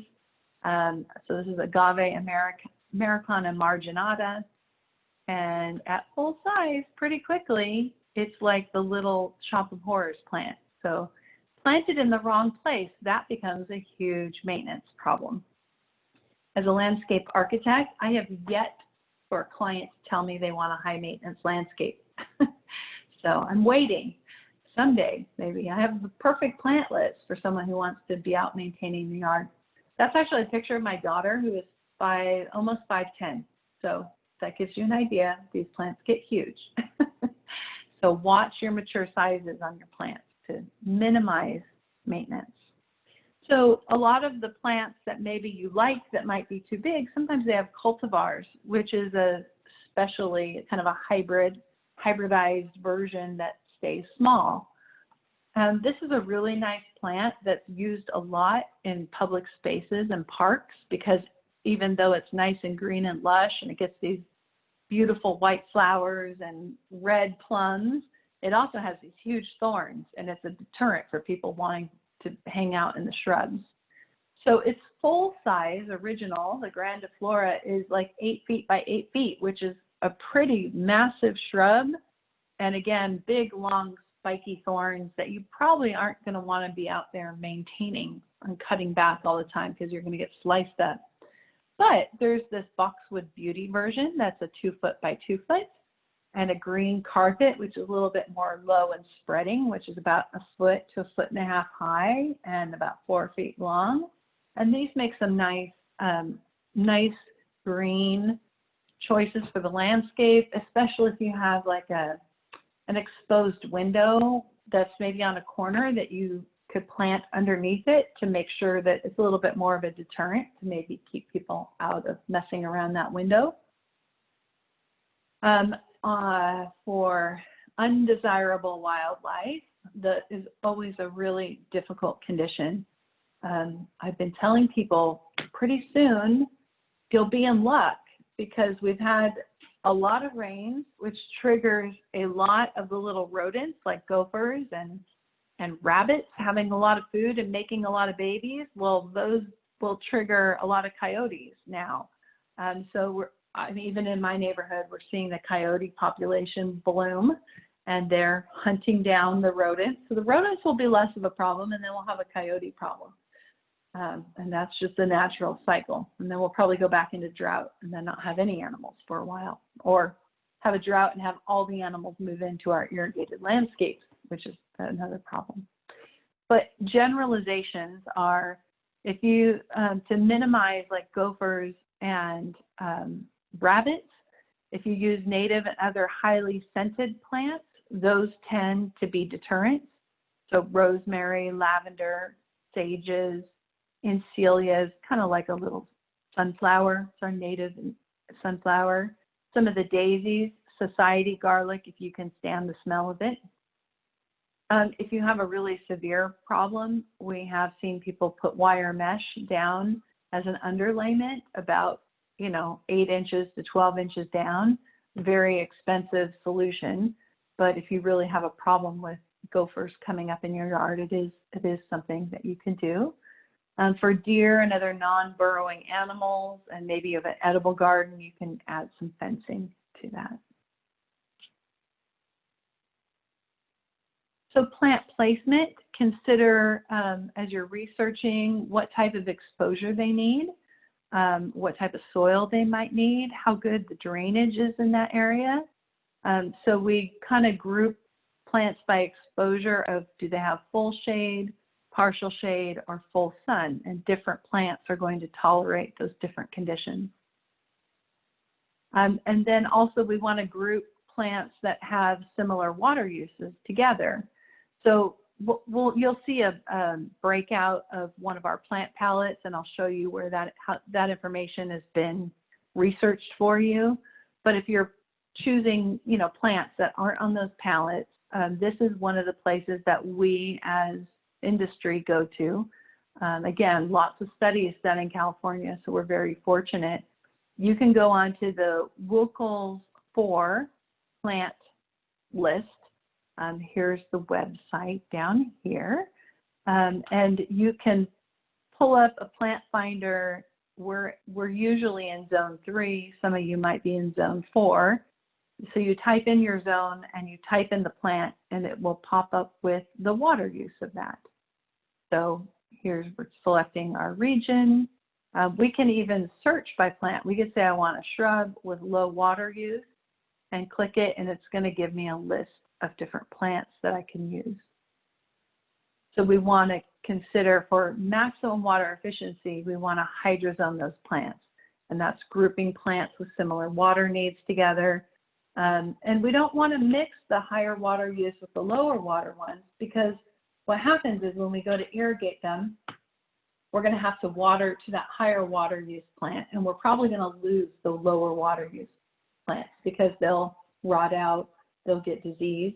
Or if we gear the zone to the lower water use plants, the high water use won't get enough water and they'll die out. So we want them to be like a family of plants that need about the same amount of water. So you can research with that WCLS plant ratings online, the plant palettes we've provided, and also the Sunset Western Garden book, which we'll look at in a minute. But this is our third little break for questions, if anybody has any. Yes, there are plenty of questions. So we will get started. The first question is, when I replant my front slope, what is the best way to prevent weeds? Yeah, so the really great thing about adding compost to your soil and mulching is that we're starting to get that organic matter into the soil. And when we have a healthy soil, we're not as prone to weeds. So if you look at, like, if you're out in nature and you see where weeds, plants that are not native to our area are growing, it's in disturbance zones, maybe along a road cut. And that's because our soil profile is so small. It might be a quarter, where we actually have organic matter might be a quarter to half an inch. So once we disturb that, we're just really in the rocky material. So weeds come in and they have a specific job, and their job is to reproduce rapidly and start adding organic matter to that soil and build up the soil to a healthy way of being more balanced. And once that soil hits balance, weeds are less likely to invade it in our region. That's true for our region. Other regions might be different. I don't recommend weed cloth.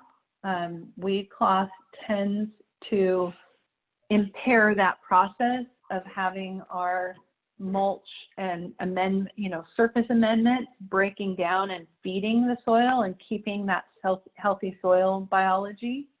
When we use a compost mulch like this, we can use it on a slope or even a brush mulch. This one hasn't been composted, but it's still a mixture of leaves and grasses and twigs and stems. It's not just the woody part. This will actually knit together and sit on a slope and prevent erosion and break down and feed the soil over time. And then those break down and we need to replenish them every couple of years. Where a woody mulch takes much longer to break down. So wood mulches are great for trails. But when we use a weed barrier, and most of the contractors want to put a weed barrier out, but it interrupts that ability for the mulch to feed the soil. And it actually creates these pockets where weeds start growing on top of the barrier, and then their roots get in the barrier, and you go to pull the weed out and it pulls all the weed fabric out.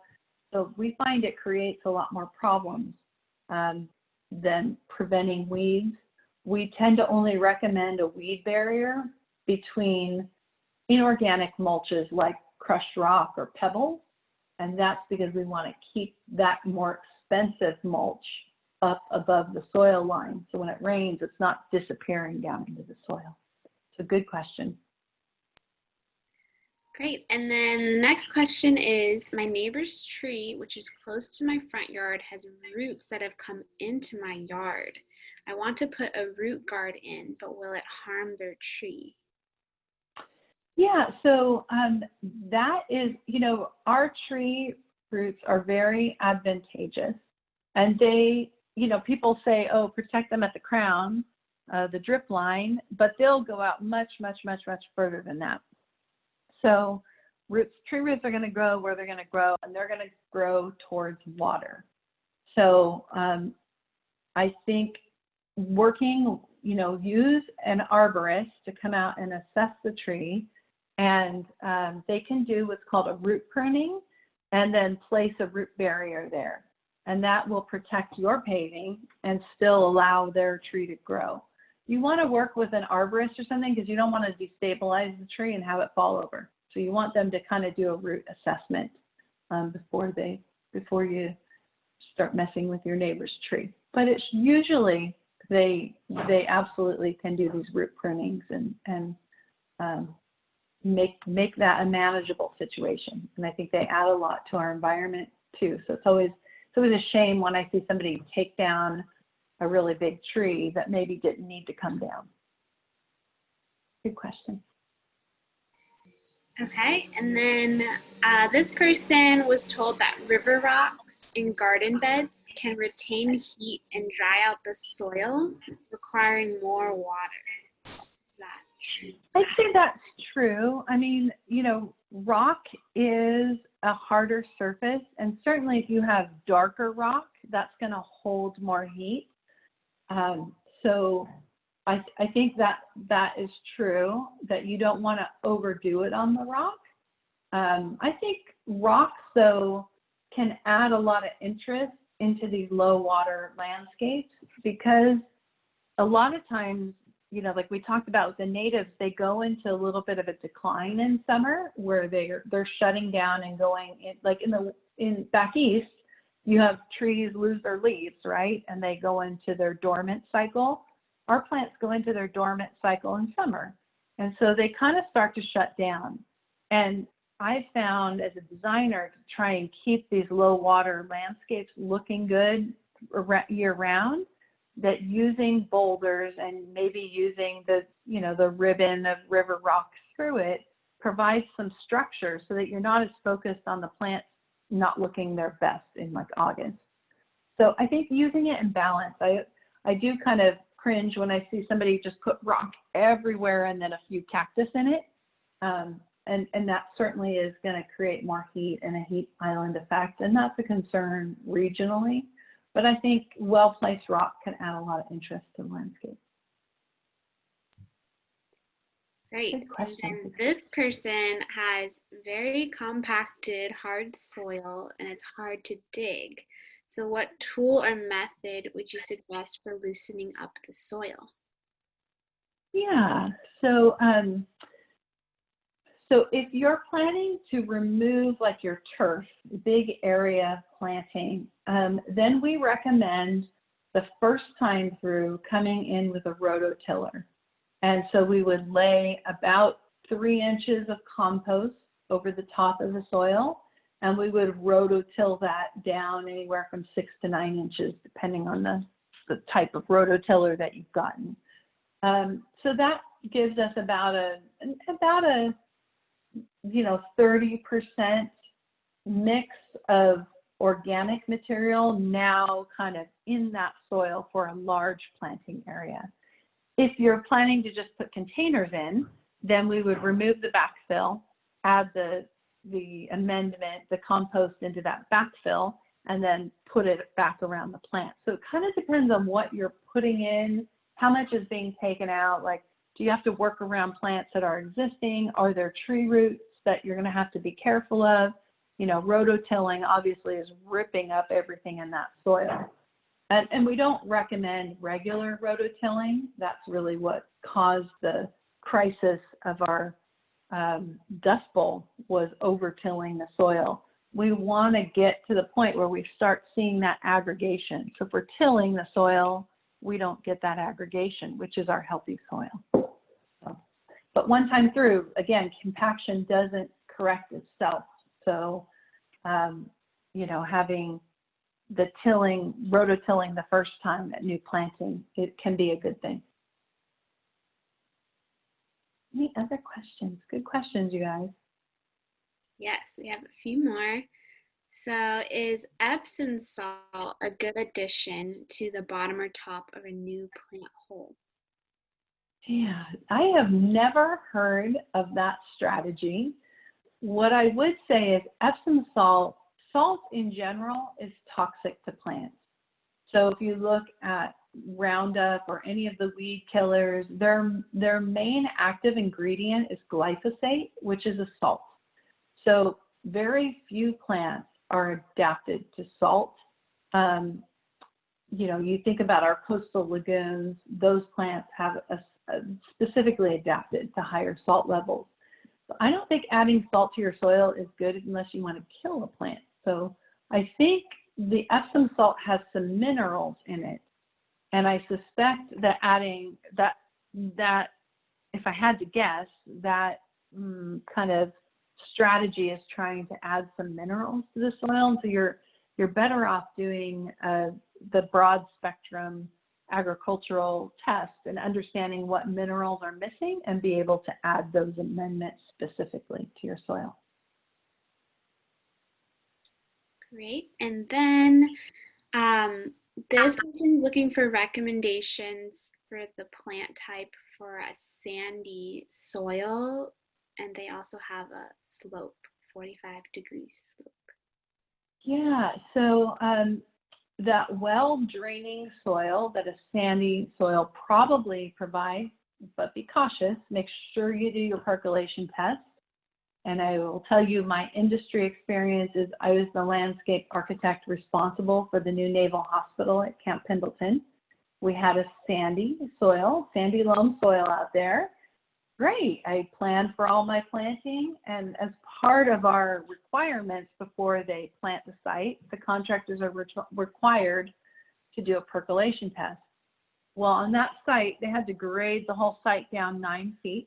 We still had sandy soil when we got down there, except for now the site has been dropped where we're on top of old marine bed sediment. And it was absolutely like planting in concrete. Nothing drained. We did the first percolation test.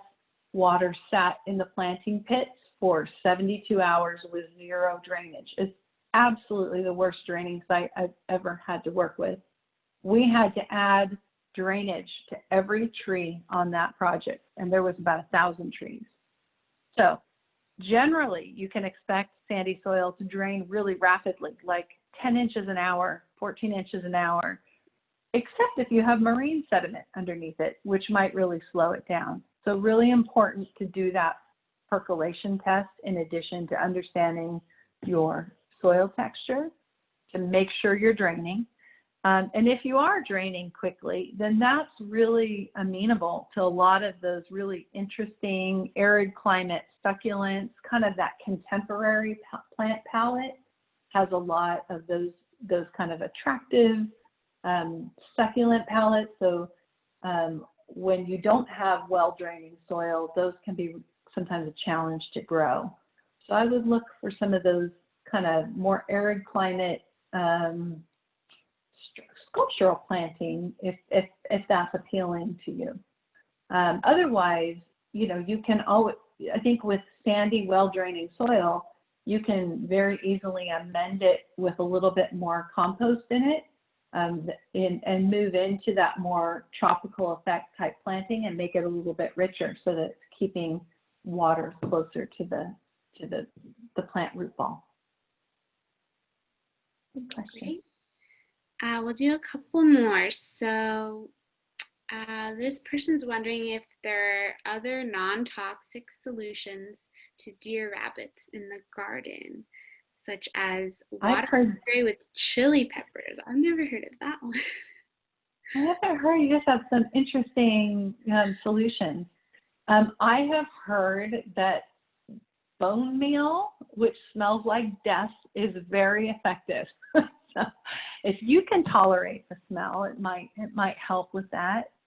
You know, I think with the smaller, like I had this gopher who lived in my landscape for years, and the deal was always, I lived on the edge of a canyon. He would come into my yard and eat, like I had the planter bed with flowers. So I had a lot of lavenders and things that were deterrents. But the deal was he could live in my yard if he stayed in the planter and ate some of the flowers. But then he must have gotten a girlfriend, because one year the entire lawn was just gopher holes, like Gopher City. So that was not acceptable. I never won that battle. I was never able to like dig down and like kill him. So I tried all the like juicy fruit gum and the organic types of things that I read online. None of them worked. And I ended up selling the house. And so the new owners got my gopher problem, and they probably did them in, but I wasn't able to do that. So it's a really tough, the gophers and the rabbits, they'll just, there's stuff that's a little bit of a deterrent, but if they're hungry enough, they'll eat anything. Deer are really the same way. If they're hungry enough, they will eat anything. So it's, I guess you have to have some level of, wow, you know, nature they like my garden so much, they want to be around me. A little bit of tolerance, and I don't know, planting maybe some plants that are attractive to them to keep them in one corner of the garden where they're happier. It's your sustainable way. Okay, and then last question for this break. What is the best way to get rid of existing ground cover, like flowering ground cover? So we actually go through this in depth in our installation and maintenance special topic, which I think you guys have one coming up in a couple months, or yeah, in August. So definitely keep a look out for that. So some plants are very difficult to kill. I'm going to say Bermuda grass, which most of us have. We all started with a nice cool season grass, and then we hired the same mow and blow landscaper who mows all the neighbors' yards, and he's deposited all the seeds for warm season grass, and that's what we all have eventually.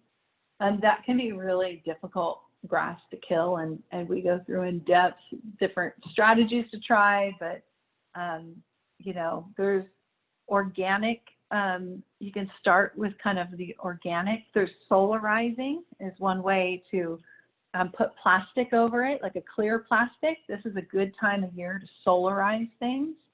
So try putting clear plastic down like you would get in the paint section, and weight it down with rocks and see if you can get the sun to kill it.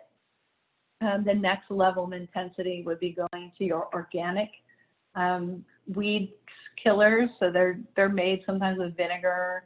Sometimes there's online concoctions from home, or you can buy pre-made organic killers. And then if it's still not dying, then you can go to the more inorganic weed killers. I know there's a lot of controversy over Roundup. I can tell you that working in restoration in our native habitats for many, many years, that is what our wildland agencies use, but they use it very carefully. The biggest problems with Roundup are people mixing it in too high of percentages, using the wrong formulation for the wrong conditions.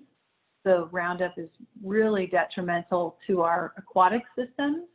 At the professional level, we would use a water-safe variety and combine it with a water-safe surfactant that sticks sticks it to the leaves. So always follow manufacturer's directions for protective gear, for applying it when it's not too hot, not too windy. But I think they can be used safely. I've seen some of the Roundup knockoffs use a lot of extra chemicals that aren't needed necessarily. Like they'll put things in there to make the plant turn brown immediately, and that's for our comfort. So that's just extra chemicals. Like Roundup will work, you know, our glyphosate, the core salt in Roundup works, is pretty safe. And, you know, if we're patient for a few days, you know, or a week, we'll see it go into decline. Some of these knockoff brands have some pretty harsh chemicals to make that plant turn brown right away. I'm going to say for trying to kill a plant is pretty easy.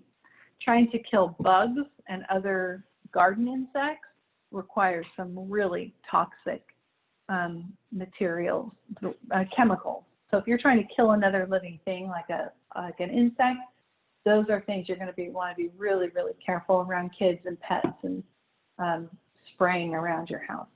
That's my soapbox. Hopefully that helps. Thanks, Michelle. We will continue on, and thanks everyone for your questions, and we'll get to them at the next break. So here's some of a close-up of some of those plant palettes that we've created for you to give you a jump start. This one is our WaterSmart Garden Friendly California Native. And so you can see we've got the scientific name for you, the common name, the mature size ranges so that you can plan for your space for your guide.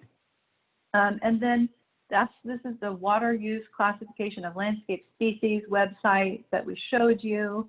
So this is the WUCL's rating for coastal, which most people in San Diego are in the coastal strand, inland strand if you happen to be in desert. We have that too. And then we've got a little key for the design feature. So like FL is flowering, EV would be evergreen, AC would be an accent. So there's a little key on the back that helps you determine why we maybe selected that plant. And then the easiest way to kind of see what that looks like is to type it into Google and then hit search, and it'll come up with the pictures of those.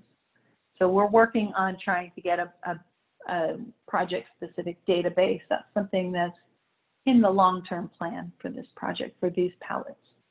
But we don't have that yet. That all takes money and grant funding, so we'll get there. So Sunset Western Garden Book. If you do not have one of these and you're planning a landscape, this is the latest version, same as on there. They release updated versions about every maybe 8 to 10 years. So you should be getting a new one pretty soon. Usually I see these in Costco seasonally. Amazon, they're anywhere from, a new version is anywhere from $35 for a hard copy, maybe a little less for a paper version, or soft cover copy. There's also older versions. So those, you can find those at like your library sales and pick them up for a few bucks. Amazon Marketplace has a ton of used versions. I picked those up for like $5 or $6 plus $4 or $5 shipping. Just know if you use an older version, try and use one of the more recent older versions. There's a big revolution in plant name changing with all the genetic testing. So it's hit the plant world too. So the plants their names are changing all the time.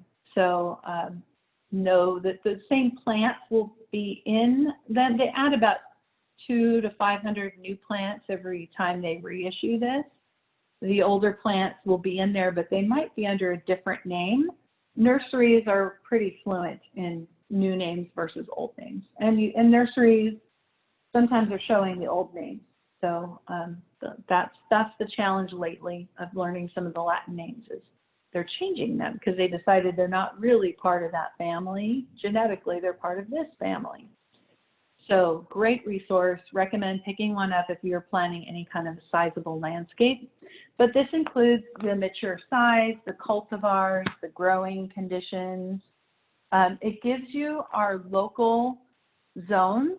So if you're from the Midwest or the East Coast or pretty much any other area of the country other than the West, you typically would go off of USDA zones. And the challenge with USDA zones is that they are only ranked together by the low temperature.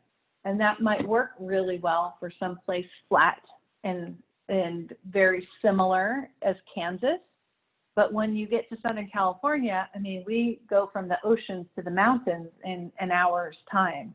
So you've got all these different little ecotones between them. And so those USDA zones they don't apply very well in the West, in Southern California, where we've got these ocean influences and all these other factors. So in San Diego, we have these sunset zones, which is kind of our industry standard. And it's very similar, if you remember that ETO map at the beginning, very similar. So really based a lot on evapotranspiration plus low temperatures. But you can look up your zone. It'll give you a little description of your zone in the front of the book. It gives you can see this, but it has a map, and then it gives you little descriptions of each zone in there. So that's important to know. You'll probably find it right now real quickly. And then it's got these really great palettes in front for different conditions. So I want to say the first 100 pages is about your zones, and there's maybe 50 plant lists in here. There's a plant list for deer-resistant plants, seacoast garden, so that would be more tolerant of salt, right? If you're in a seacoast exposure, different ground covers, sculptural plants. They have plants that look like that do well under the full moon. They have plants that attract butterflies. So lots of lists in there that I think that will help you be able to filter through. So here's plants for a water-wise garden on the screen, and here's one for like Western natives. So that's another reason to pick one of these up. So it's going to give you, so here it tells you a brief description of the plants, like this one's for a water-wise garden, and it'll tell you what page to go to, what kind of like what exposure, little symbols for water use, and what the botanic and the common name is. And then it will point you to the plant profile, which is further in the book. So you can see here's like a Caesalpinia, which should pull up the one for this actual, this is that natal plum, is this one. We talked about this earlier with the deterrents. But this would be like a typical plant profile, is it's got the main plant on there and then all these different varieties underneath it. It would describe every one of those. So lots of plant information in these. So it gives you the mature size, the cultivars, the growing conditions, which includes water use and exposure. It'll also red flag any conditions, like if it's, a lot of times if it's toxic, if it struggles in one type of soil or another, if it's invasive, they tend to touch on those in these plant profiles. So it can be a really nice resource. So quickly, we're going to cover a little bit of design. So hold on, Roxy. Sorry, guys, my dog is barking. Somebody must be around. So shaping spaces, how you will use the space, and then also how we fill the space with plants. So that's kind of the focus of this one. We do have a special topic just on shaping spaces. As a brief overview, we think about our spaces as an outdoor room, a passageway, or a garden. And as we're filling those spaces with plants, we want to add plants, but we want to kind of do that in a way that minimizes some beginner mistakes. So we want to try and keep it simple. So it's very easy to go to the nursery and see the thousands of plants that we can grow here and get one of everything.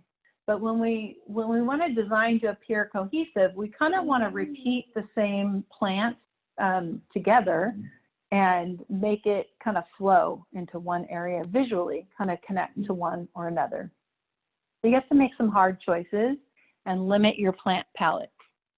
So we want to plant in drifts. We generally plant in groups of 3s or odd numbers. And that's because our eye tends to divide. If we just put 2 plants together, our eye tends to separate those as 2 separate categories. The minute that we put 3 together, it becomes a grouping. So we kind of deceive the eye a little bit that way. And then don't blindly alternate plants. Like if you're going to have a mix of a couple different 2 or 3 species, think about a repetition or a pattern to that planting arrangement. So this is a good example of simplicity. You see just, you know, maybe 4 or 5 different species of plants here. Again, this is an example of contemporary design. So that repetition, the big massings of plants tend to create a little bit calmer and connected looking landscape. So we want to make sure that we keep trees at least 10 feet away from the foundation of our house to protect it. And we also want to make sure that that tree is in scale with the house at mature size. So here you've got a 1-story house, and we've got a tree that gets about 20 feet high. So it's a little bit taller than the house. So it's kind of in proportion to that house. You probably wouldn't want to put a 80-foot tall tree here. It's gonna, when it grows at maturity, it'll probably cause a problem with the roots, but it's gonna look really out of proportion with the house. And if you live in a fire hazard area, generally there's guidelines for each city, has slightly different requirements. This would be like City of San Diego's. They have what's called a Zone 1, which is our irrigated zone. It has supplemental irrigation. Trees are located away from the house, at least 10 feet from the edge of the mature canopy. And you don't have big massings of plants to create a lot of fuel close to your house.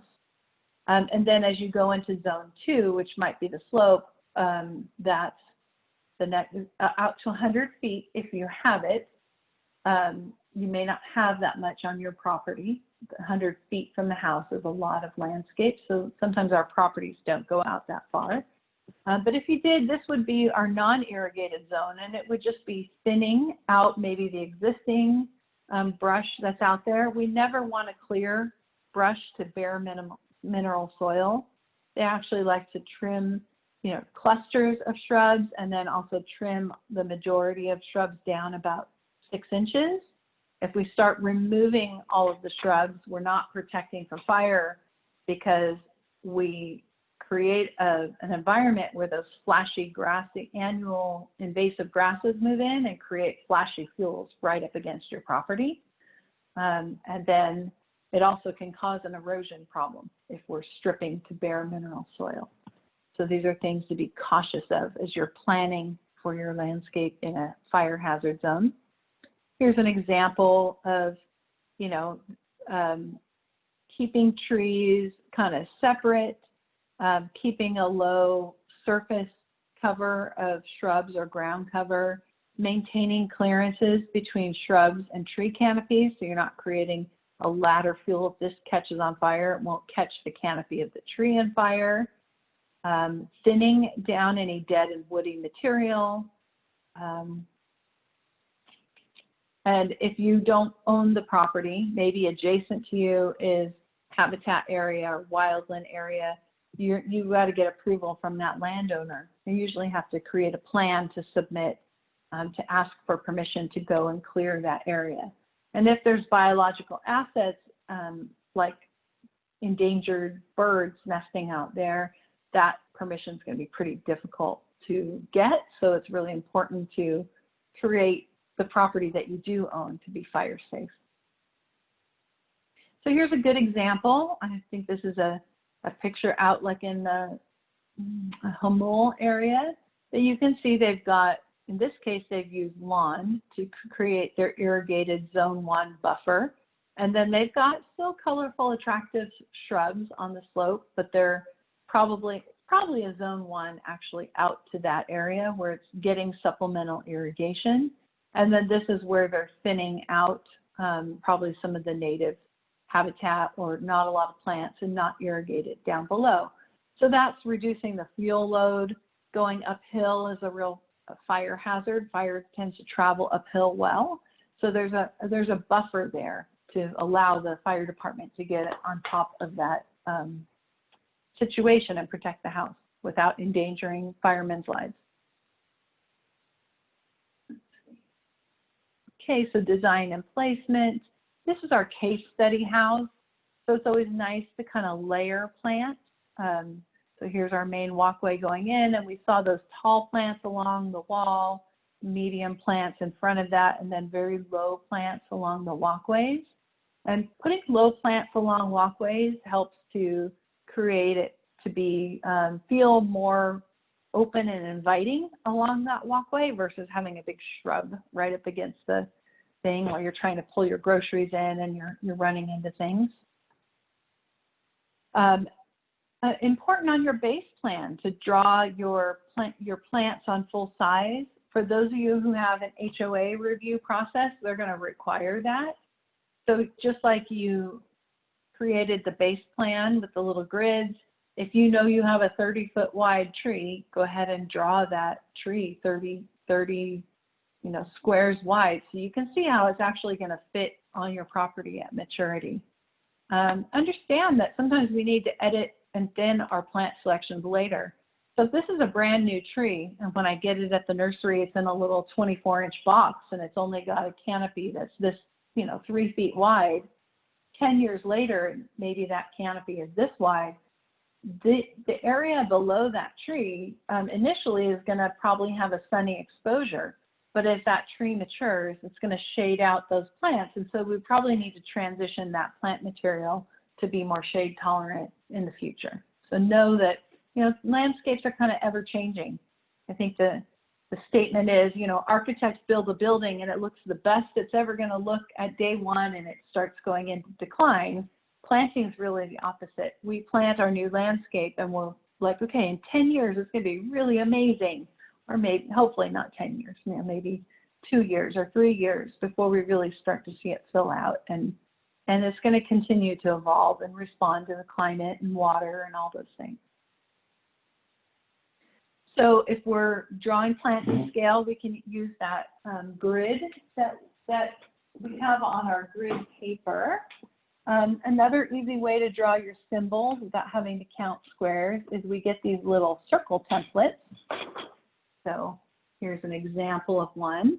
And the way I would just measure, so if I'm using a 1/4-inch grid, I would just measure these circles and maybe find the one that's appropriate. So in our example, we have a 3-foot shrub at maturity.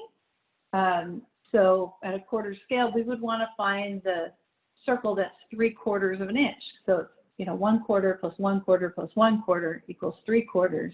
So that would be the diameter maybe of the shrub at full size. And then so we can start placing, just like lightly pencil them in and see how they're going to fit around the landscape. If, we had a 12-foot canopy, little small patio tree out in front, we would draw that, so it'd be 12 times 1/4 for 1/4-inch scale.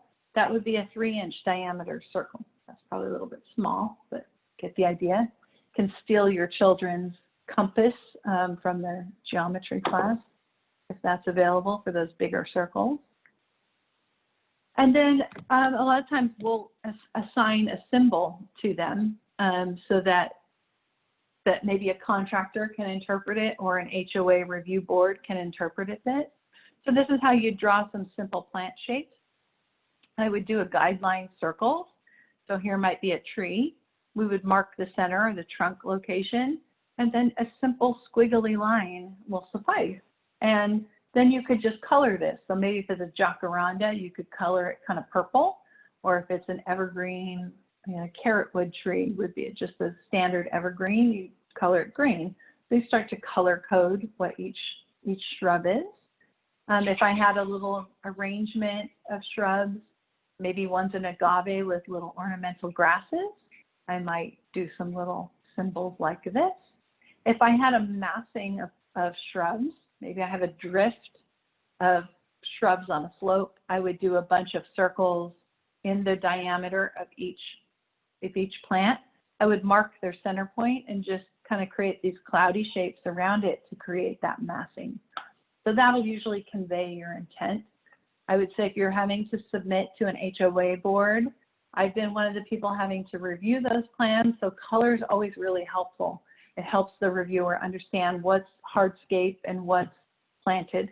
So take out your child's crayons or colored pencils and color away. So you can add color. As designers, we tend to add some shading to create depth. So I would do this, like if this was a green canopy tree, I've got all my green, I do that in a light green, the whole symbol, and then I might come in with a darker green. That starts to give it a little bit of roundness and make it almost three-dimensional. I could do that with my grasses and my other symbols too. So that just starts giving it a little bit of life to my color. Very simple little details. So in implementation overview, again, we have a whole topic on just implementation and maintenance. But generally the processes are, you have demolition, contouring, site prep, irrigation, plant placement, installation, maintaining it, and then 2 years later, you get your establishment. So remediating compaction, we've talked a little bit about this leading up to this, but we can put our compost soil amendment in the ground for amendment while we're planting new plants, or on the ground as in a mulch after planting. So this is an example of digging the hole, putting the native soil in a bucket, and then mixing compost in as a backfill. So for most traditional horticultural plants, we're going to mix 30% of a good quality compost. But for our natives or in disturbed soil, which would be a lawn or other area that's been impacted by construction, we're going to use a lower percentage, like 15%, 10 to 15%. This would also be true for those very, very arid climate succulents that don't like a lot of moisture around their roots. We're going to use a little less compost in there because we don't want that soil to be too wet. Again, they're available in bags or in bulk.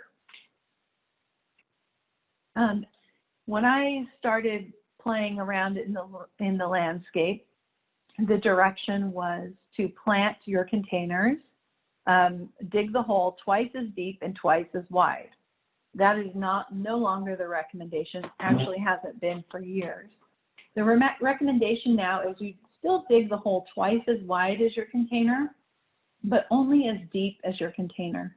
And the reason is that this connection, right where the trunk or the stem meets the soil at the container, is a really critical growth point, and it's very prone to diseases and infection. So if we're digging the hole twice as deep, what happens is the plant tends to settle down into the hole, and it really can compromise the plant right at that very sensitive point. So we like to have the native fill or the native soil, and we just dig as deep there. Nice to do what's called a water banking, where we dig the hole and we fill it with water and let it drain, and then we plant. And certainly if you're not going to have supplemental irrigation, or like a native plant, like on a slope where you're going to try and hand water it until it's established, you're going to want to water bank it before you plant it. You're going to, open up the container. If you have roots that are tangled, we want to kind of gently work those roots and untangle them if they're really circled around. Our native plants have very, very sensitive roots, so be really careful when pulling natives. A lot of times you'll see the landscape guys come and grab a shrub by the stem and yank it. If you do that with a native, you might very well lose that native. And some of the more susceptible fragile root balls like bougainvillea, that's famous for them pulling it out too hard and disrupting the roots. So, sometimes cutting the containers and pushing them out works a lot better for those plants. And then you're going to amend the backfill. Typically, we actually only amend the top 50% or 12 inches of the soil. There's concerns that there's too much organic material. If it gets down too low, that it can be too wet and become, create disease. So you can just focus on amending the top area of the roots. On a slope, same thing. You're going to cut into this slope. This is a 2-to-1 slope, pretty typical in our new communities. And this gets a little bit deep in here, and this kind of soil almost builds up over here, so you can create a little basin to keep water and keep a little water around that plant root ball, but still only as deep as the root ball and about twice as wide. Mulch, you're going to blanket over the surface soil. That continues to feed the soil as it breaks down, and then you can replenish it. But you do want to pull the mulch back away from that critical stem area to make sure that that area is getting enough air and it's not too much moisture is around the new plantings.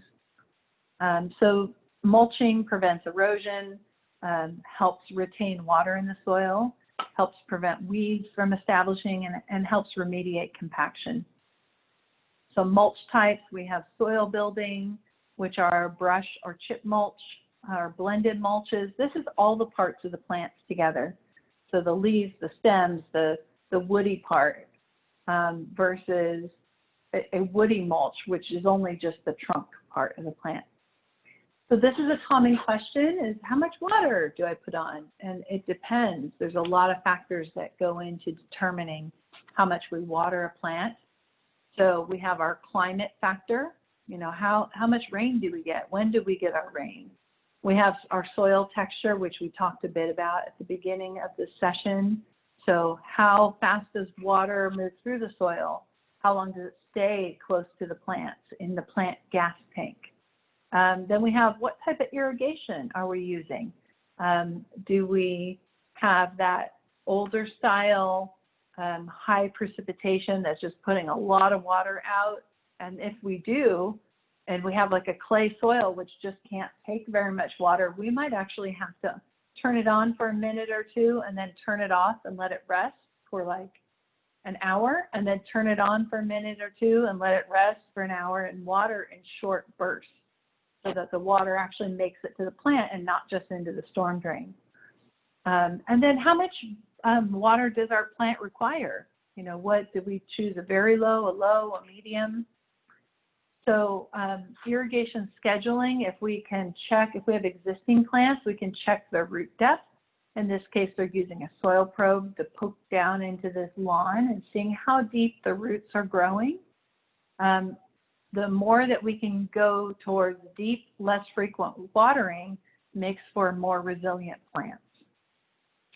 So a controller program is a set of instructions that is stored in the controller. And it has different irrigation schedules available.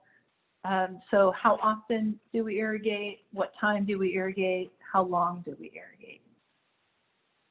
So we assume that we need 3 seasonal irrigation schedules.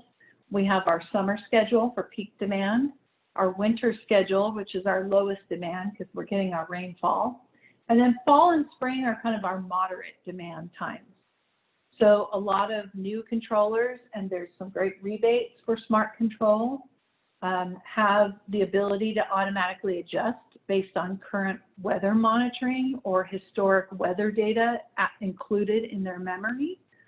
So we have to, usually we'll put a zip code in and some basic information. A lot of times they'll link up to our Wi-Fi in our house, so they can tap into like NOAA weather and really adjust on the fly. For others, you'll need to adjust the schedule manually at least 4 times a year for 3 schedules. So really great tool available at bewaterwise.com. This is the same site that offers the current rebates. We have a slide about the rebates at the end. But if you go to this site, you see this watering index. And so on the day that I pulled this screenshot, it was probably spring or fall. So it was using 52%. That's 52% of the maximum ETO. So that earlier chart with the plant sweat. So that's how I know it's probably spring or fall, is we're in one of those middle seasons. And if I click on this watering calculator, it takes me to a scheduler. And it asks me for my zip code. It asks me for what type of soil texture that I have. It asks me for what type of irrigation equipment I'm using. And it asks me for what type of plant material I'm using and the water needs of that. And then it will, based on my zip code, it will add all of that ETO information and it will kick out a schedule like this. And so what this is telling me is that I need to water a range of between 32 minutes in wintertime. This is per week. And a maximum of 112 minutes in June and July, where my peak demand is. And then it's telling me, it's suggesting how many times per week I need to water and what the maximum run time of each of those schedules should be. So right now we're not in a drought restriction, so we don't have to minimize the number of days per week. So if we wanted to water 6 or 7 days a week for a little bit, we could. As we go into drought restrictions, if we have that traditional overhead spray, we would have to follow our agency's guidelines, where maybe we can only water 3 days a week. Now, if you have low precipitation equipment, if you've upgraded your nozzles for the rotating streams or drip irrigation, you're not required to turn down your irrigation to like only 10 minutes and all of the criteria. Those, if you read the fine print, when we go into a drought restriction, because those use less water, they're usually exempt from that. So don't automatically turn back your system if we go into a drought in the future, because you could compromise the health of your plants, especially our trees really take a hit when we go into drought and start dialing water back. If you've already got efficient equipment on there, you're allowed to maintain your landscape. So another reason to retrofit. So that gives you a starting off point for setting up a schedule for your new plants, but know that you're going to have to keep an eye on it and tweak it. Maybe it's, you go out and it's still really wet. It seems like it's getting too much water. Then turn down the water, the amount of minutes it's running a little bit. So you'll have to kind of refine it, but at least it's a jumping off point based on your site's criteria. So best technology is only as smart as the person operating it, and nothing replaces human knowledge and attention. So a few implementation resources for you before we wrap this up. So some people are do-it-yourselfers, and some people prefer to hire professional services. So, determining what's right for you, it's usually a trade-off of cost versus labor and time. There's an option to be the general contractor yourself, which means you hire the guy who's going to install the plants and irrigation, and you hire the guy that's going to, do the hardscape. And so you're hiring multiple people to do different parts of your project. If you want help with design, there's a couple organizations that keep lists of designers who work with residential projects. So the American Society of Landscape Architects, again, that's what I am. I'm a landscape architect. We're licensed by the state. We tend to get involved with bigger projects and projects that might require permitting. So we have to, you know, we can work smaller. Some of us choose to work smaller residential, but generally you're paying for a level of expertise to deal with site problems or more higher level of design because we're specifically trained in design. So maybe if you have a landscape that's got pools and a lot of amenities, or you have drainage problems or a slope that needs to be stabilized, we tend to get involved with those projects. You also have the Association of Professional Landscape Designers. They are an organization that keeps a list of people who work at the residential scale locally. There is landscape designers are not licensed professionals, so they're deemed unlicensed by the state, but they are allowed to work at the single-family residential conceptual design scale. There are some very, very knowledgeable and good landscape designers out there, and there's some really not good, not knowledgeable landscape designers. So do your homework if you're going to go that route. You can certainly save money, but you need to make sure that they are trained, that they've taken plant classes, that they have some designs under their belt and some happy clients. And then if you just need help with your irrigation system, the Irrigation Association has a website for a certified irrigation designer. For installation and repair, there's the California Landscape Contractors Association. They have a San Diego branch. There's a list on their website of contractors who work residential projects. Some contractors do design and build, so it's kind of one-stop shopping. Some of them are trained in design. Some of them, I would say, they're not trained like a landscape architect's trained in design. We might take 20 or 30 classes in design. A landscape contractor might take 1 or 2 classes in design. But there are a lot of them will work with landscape designers who maybe have 6 or 7 classes in design. So there is opportunities for one-stop shopping with design and build there. And they have little profiles on their things, and they'll tell you if they're design build or just build. Again, Irrigation Association keeps professionals that work on irrigation projects. There's YouTube instructional videos. Always really important that when you hire a licensed person that you check their license. So the Contractors State License Board has a website, very easy. You can search by name, by license number. So make sure that the person you're negotiating with is licensed, because that gives you a lot of protection, and that their license is current and they don't have complaints against them. Same with landscape architects. We're licensed by the state, and they keep track. If we've had complaints, they will list that on our profile. I will say the difference is landscape architects, we don't have to list our license number on every piece of paper we put out to the world. Landscape contractors do. Every piece of paper you get, their business card, the sign on their truck, the proposal you get should have their license number on there.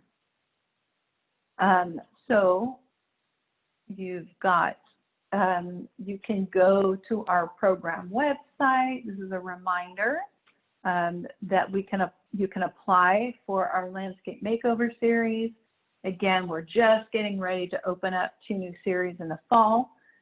So that's very exciting to get this part of the program back up and running again. You can find today's presentation slides, watch on-demand videos, access additional resources, and sign up for other special topic workshops. We'll be populating that pretty soon too. I think Oceanside has their own list going. So, you know, check, I know Nikki gives a follow-up email to you guys. So you'll probably have a link for their workshops. There'll be some more for the Water Authority being populated in the next couple weeks. So keep an eye over there too. And there's, again, our website and the different tabs on there. And then there is the rebate. This is SoCal WaterSmart or Be Waterwise. They kind of both go to the same site.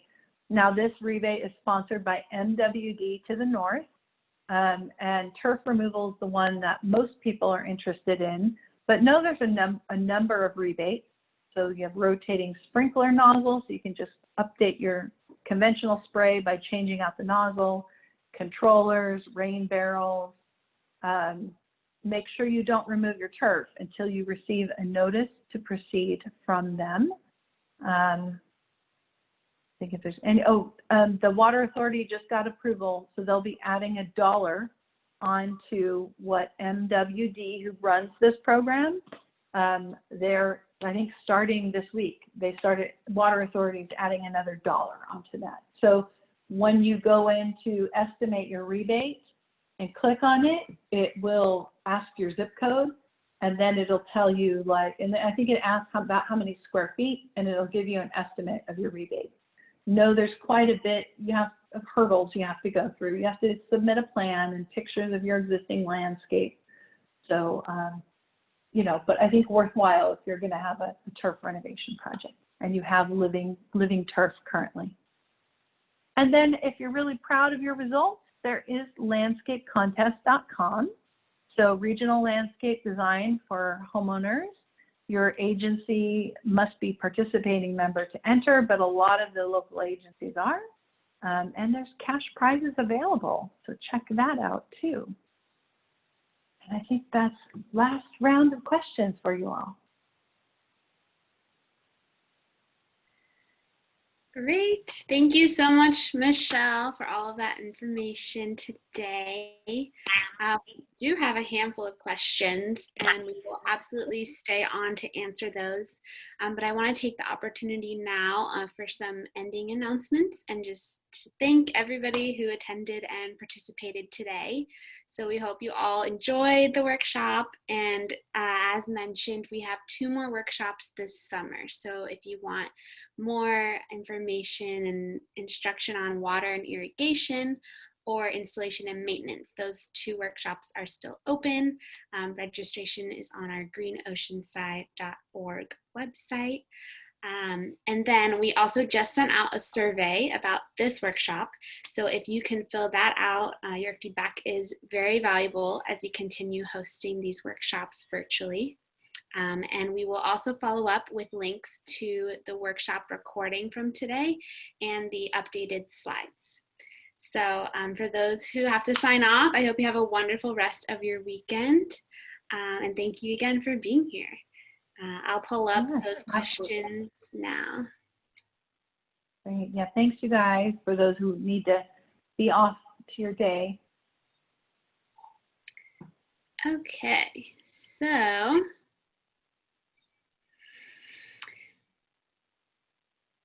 we have a question about perennials and annuals. So in coastal San Diego, this person's wondering if there are actually true annuals or is everything just perennial?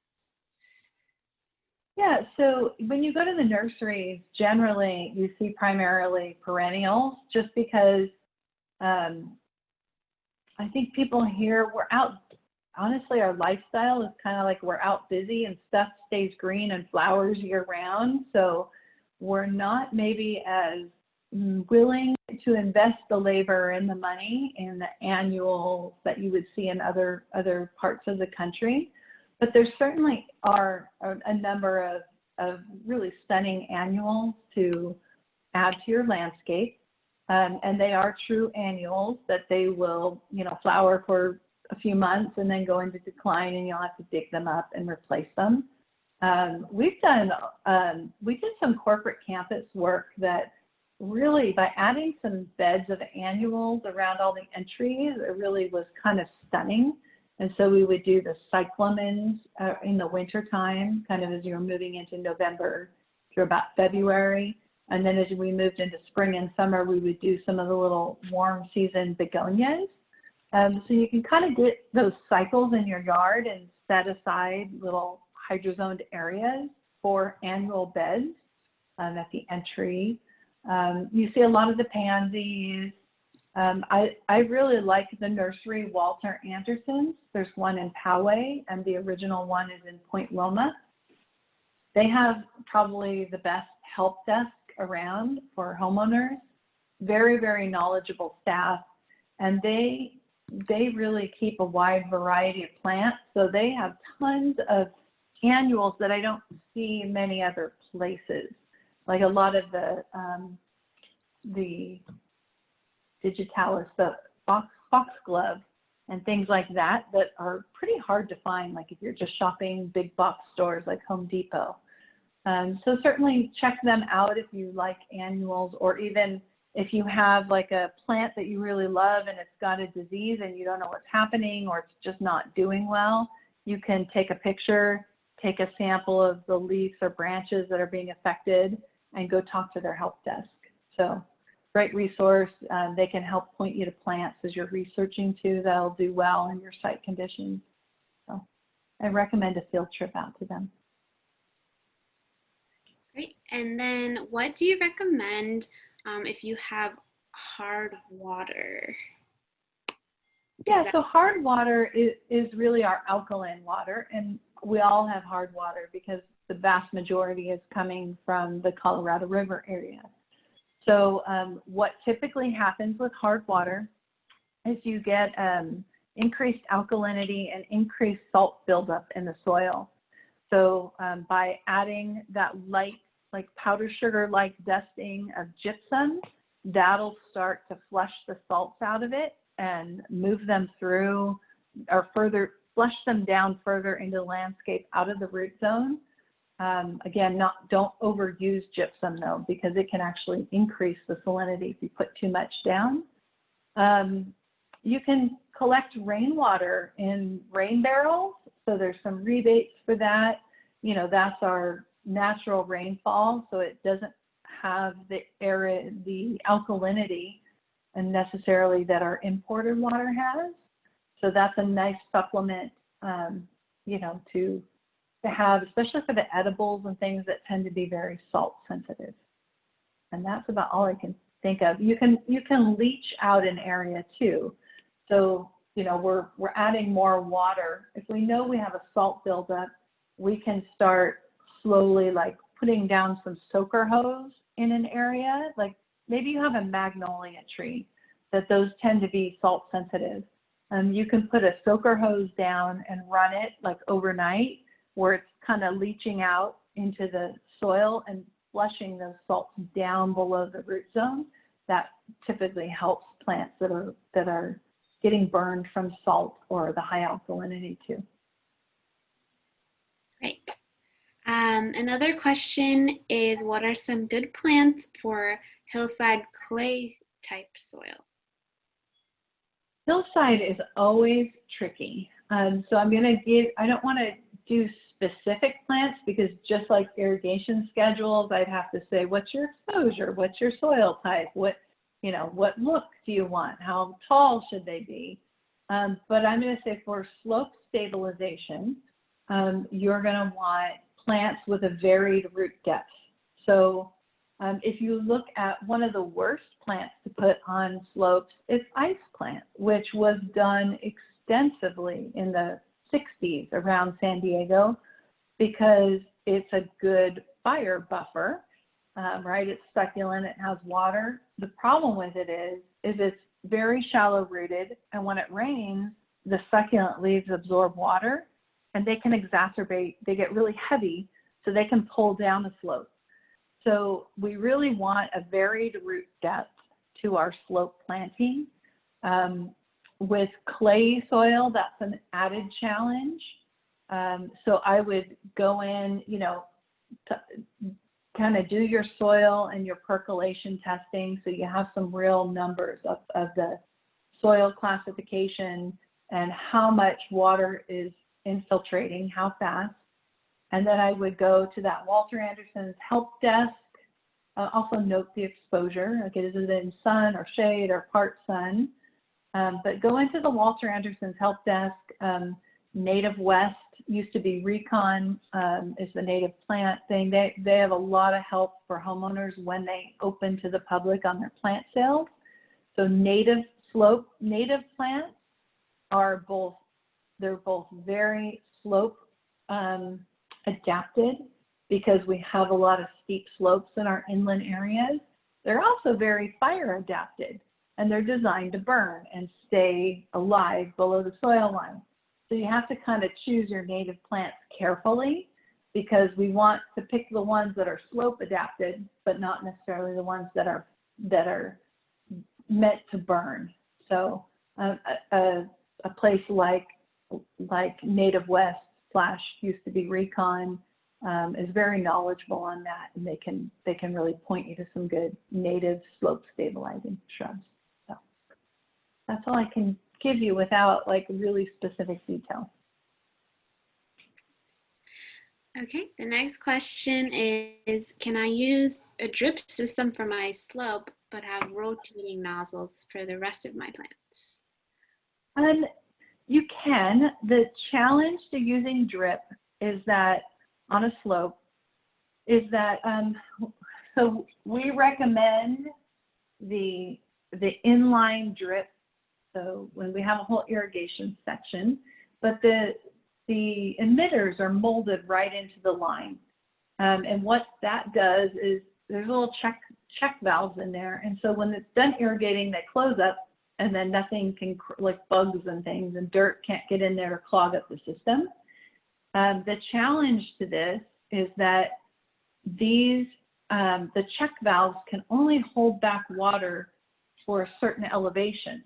So depending on the type you pick, it might be anywhere from a 4.5 feet in elevation change to like a 7.5 feet elevation change. So you would have to do a number of zones if it's a big slope going up that slope to be able to use something that's going to be lower maintenance for you. So that's a challenge to drip on slopes. That's the biggest one. The point source, they don't have check valves, so they don't close. So you move away from the kind of the issue with having to zone it, based on elevation. The problem is that they're very prone to dirt and bugs getting in there and clogging the whole system up, and then you start losing the plants on your slope because you don't know it's clogged because you're not going to go up there and check it. I think for slopes, it's a lot easier to have overhead spray and be able to keep an eye on whether it's coming on or not. For slopes, those rotating stream nozzles go all the way up to 30 feet throw. So you don't have to have very many rotating stream nozzles to cover a slope. And that might be a better system. Normally we put the 12-inch pop-ups to get them up over shrubs and then, throw out over the top of them. You can also use those, kind of ones you would see at the park. They're called rotors, and they kind of swing a line of water slowly. Those are really good, better for slopes too, because they don't put out water too fast and cause problems with like erosion. It's a stream of water that moves slowly, and so it's letting time for that to soak in before it swings back the other way. So if you're going to irrigate a slope overhead, use a rotating stream nozzle or a rotor nozzle like you would see in a park. If you're going to use drip, you're going to be challenged with the elevation height or the emitters clogging. Slopes are challenging no matter what. Great. And then one person is wondering about like leaf colors indicating if they've been overwatered or underwatered. For example, like if the leaves are yellow, does that mean too much? If the leaf edges are brown, is that not enough? Is that something that he can rely on? That's a good question, and I'm thinking like it's such a good question. I might want to add a slide into this plant presentation. So we call this a living curriculum, so we're always tweaking it. Generally, when we see yellow leaves, that's solid yellow, that's usually nitrogen starvation. Sometimes that can be happening because it's being overwatered, right? And it's leaching out all of the nutrients out of the water.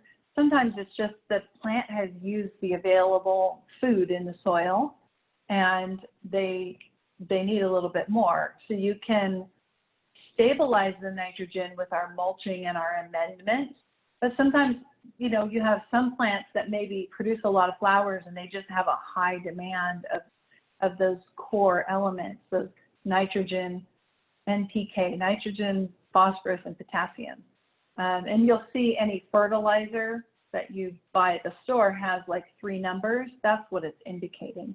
So I really like the slow release type fertilizers, like Osmocote makes a really good one. You can buy it at Home Depot. They're little granules. So I put those around the plant and kind of just take my trowel and fold them in so it's not exposed to the air. It's kind of in the soil. And that might last 6 months or 8 months if I'm finding that I have plants that really need a little extra fertilization to produce all the flowers that they're going to produce. I feel like there's part of the question that, oh, and then other indicators that are common in our region, the brown edges, the leaves, that usually is a salt burn. So that is the salts accumulating in the tips of the leaves and burning. So a little light dusting of gypsum will probably free up the salts around the plant and allow them to leach down further out of the root zone. And then the other indicator we talked about in our region that I see is when you have a yellow leaf with a very deep green veins in the leaf, that's an indication of iron missing. So of iron being depleted. So when we looked at the higher alkalinity water that we get and a higher alkalinity soil that results of watering with higher alkalinity water, imported water, we tend to see iron starvation in that. So you can buy an iron, like ironite is an amendment with just the iron in it that can get down into the soil and help with that one. Great. Looks like we have one more. So anyone who has last minute questions or wants to raise their hand, go for it. But this one is, for vegetable gardens, is in-ground or above ground better for pest and water considerations? I tend to lean towards drip irrigation with the edible, especially if it's in a raised bed. It's gonna apply water right by the plants where you need it and kind of minimize the weeds coming up. The weeds tend to draw in some of the bugs and things that eat the edibles. So I think keeping the weeds down by mulching and applying water just where it's needed is probably a strategy that's going to work a little bit better for edibles. Perfect. Okay, well, thank you, everyone. I think I got all of the questions. I don't see anything else coming in, so thank you again. Well, I appreciate you guys spending your Saturdays with us. Yes. Oh, we got one more. Okay. If we want to plant a garden, what are some steps to take? It's pretty broad, but. So planting, so what was the last part of it? What are some Planting steps a garden? to take to planting a garden? Yeah. So I would get that book because it's going to break down 7 steps that are involved in the garden. So if you go into our resources page, and also the videos will support, but you're pretty much going to want to analyze your site. You're going to want to target what your goals are. Is it an edible garden? Is it an ornamental garden? Is it a low water garden? What's the kind of bigger goal of it? And then plan your space, and then select some of your materials and plants to fill your space, and then implement it. So there's quite a bit of steps. You know, I think all of us grew up with running to the nursery or Home Depot and buying a plant and sticking in the corner, and it either grew or didn't grow or grew too well and it became a maintenance nightmare. And I think what we're trying to teach in this series is that the process of planting a garden or planning a landscape, there's a lot of kind of simple steps that you have to take to make that really successful. So doing your homework, you know, doing your research and planning for those like mature sizes so that you can go be out on Mission Bay and not be home on Saturday hacking back all the plants that are overgrown in your front yard.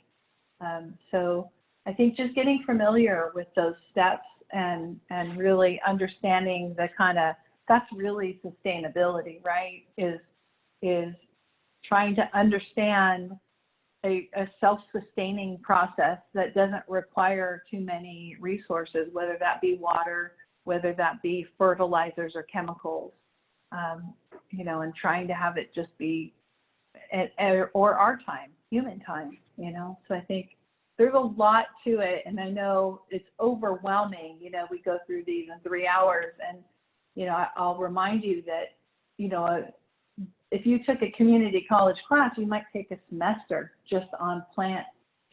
So on horticulture science, and then another semester on plant identification and studying each plant. So we're really trying to compile what you need to know to kind of give you a jump start on the high points.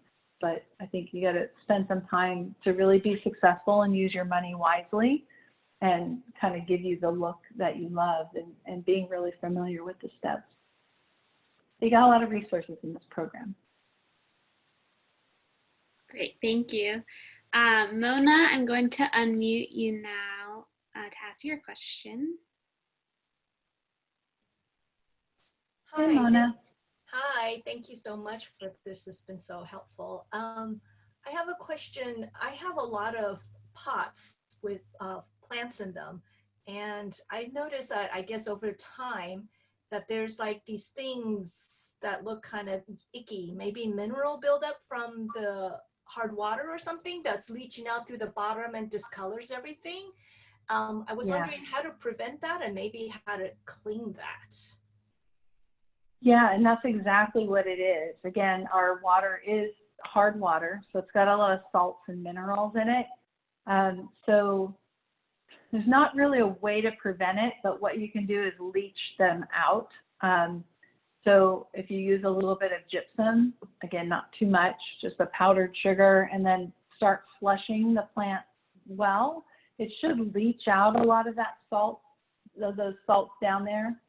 At the professional level, you know, you go to like a shopping mall and they've got these beautiful planters, and I'll tell you, if you looked closer at them, they generally don't have any holes in the bottom because we don't get a lot of rain. And when we do, they usually have a little drainage tube where they stick a pump down in there and they pump out the water. But that's the way we make sure they don't stain all the concrete around them. So it's an ongoing challenge when you're using, especially using the imported water to irrigate, to add supplemental water.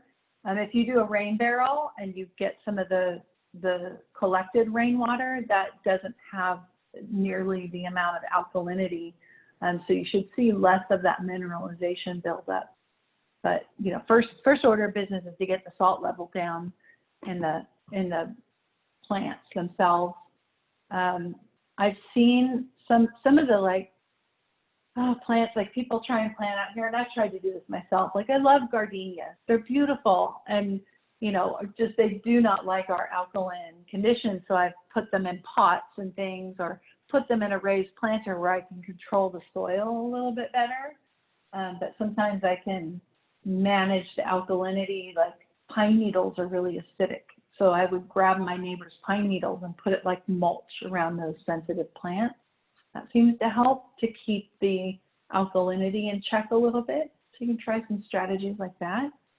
But flushing is going to be your best bet for emergency alkalinity repair. Thank you.